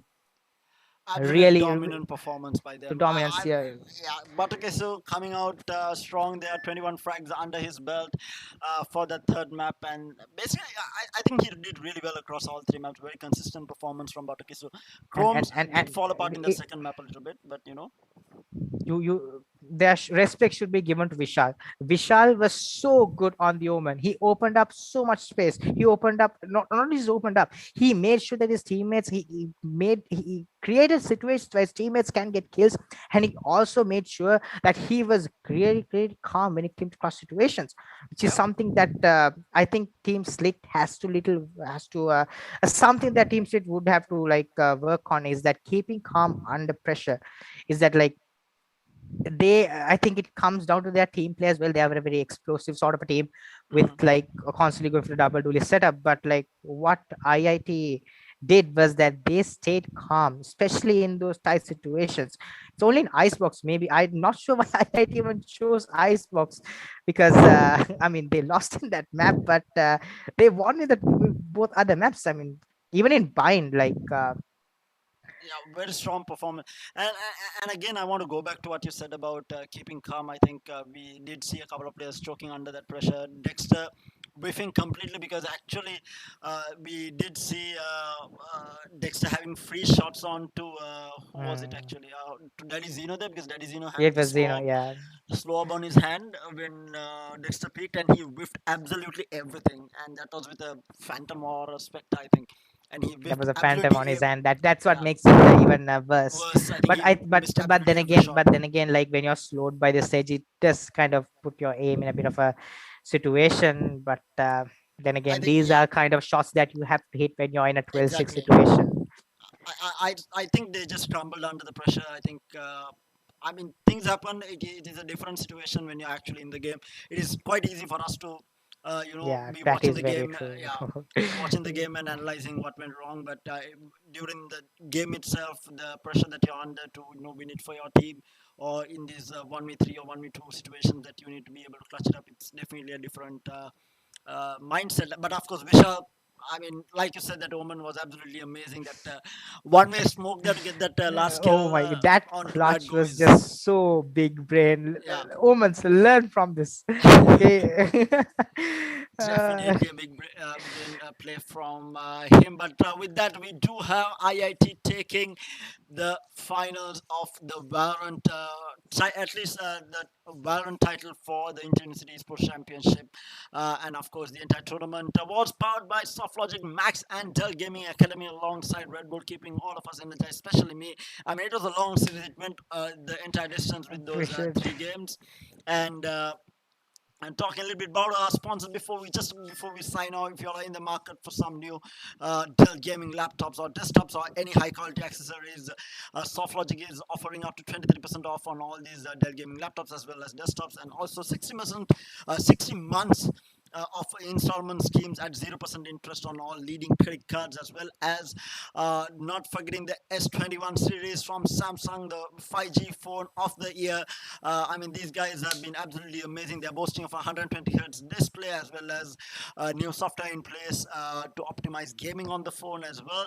So if you are a mobile gamer, the S21 series is the way to go. They're also offering the Galaxy Buds free, the Galaxy Buds Plus free with the S21 Ultra as well as the S21 Plus, and also 50% off on the Buds with the S21, which is the base model of this S21 series. So, and mind you, make sure to grab yourself some Red Bull for the next couple of days as well. We have more grand finals coming your way of the Inter-University Esports Championship. But until we see y'all again tomorrow, this is going to be me, Terra, and my both signing off. Catch y'all guys again tomorrow with another grand finals. Do tune in again at around 8 p.m. because we'll be coming to you live with more action-packed gaming.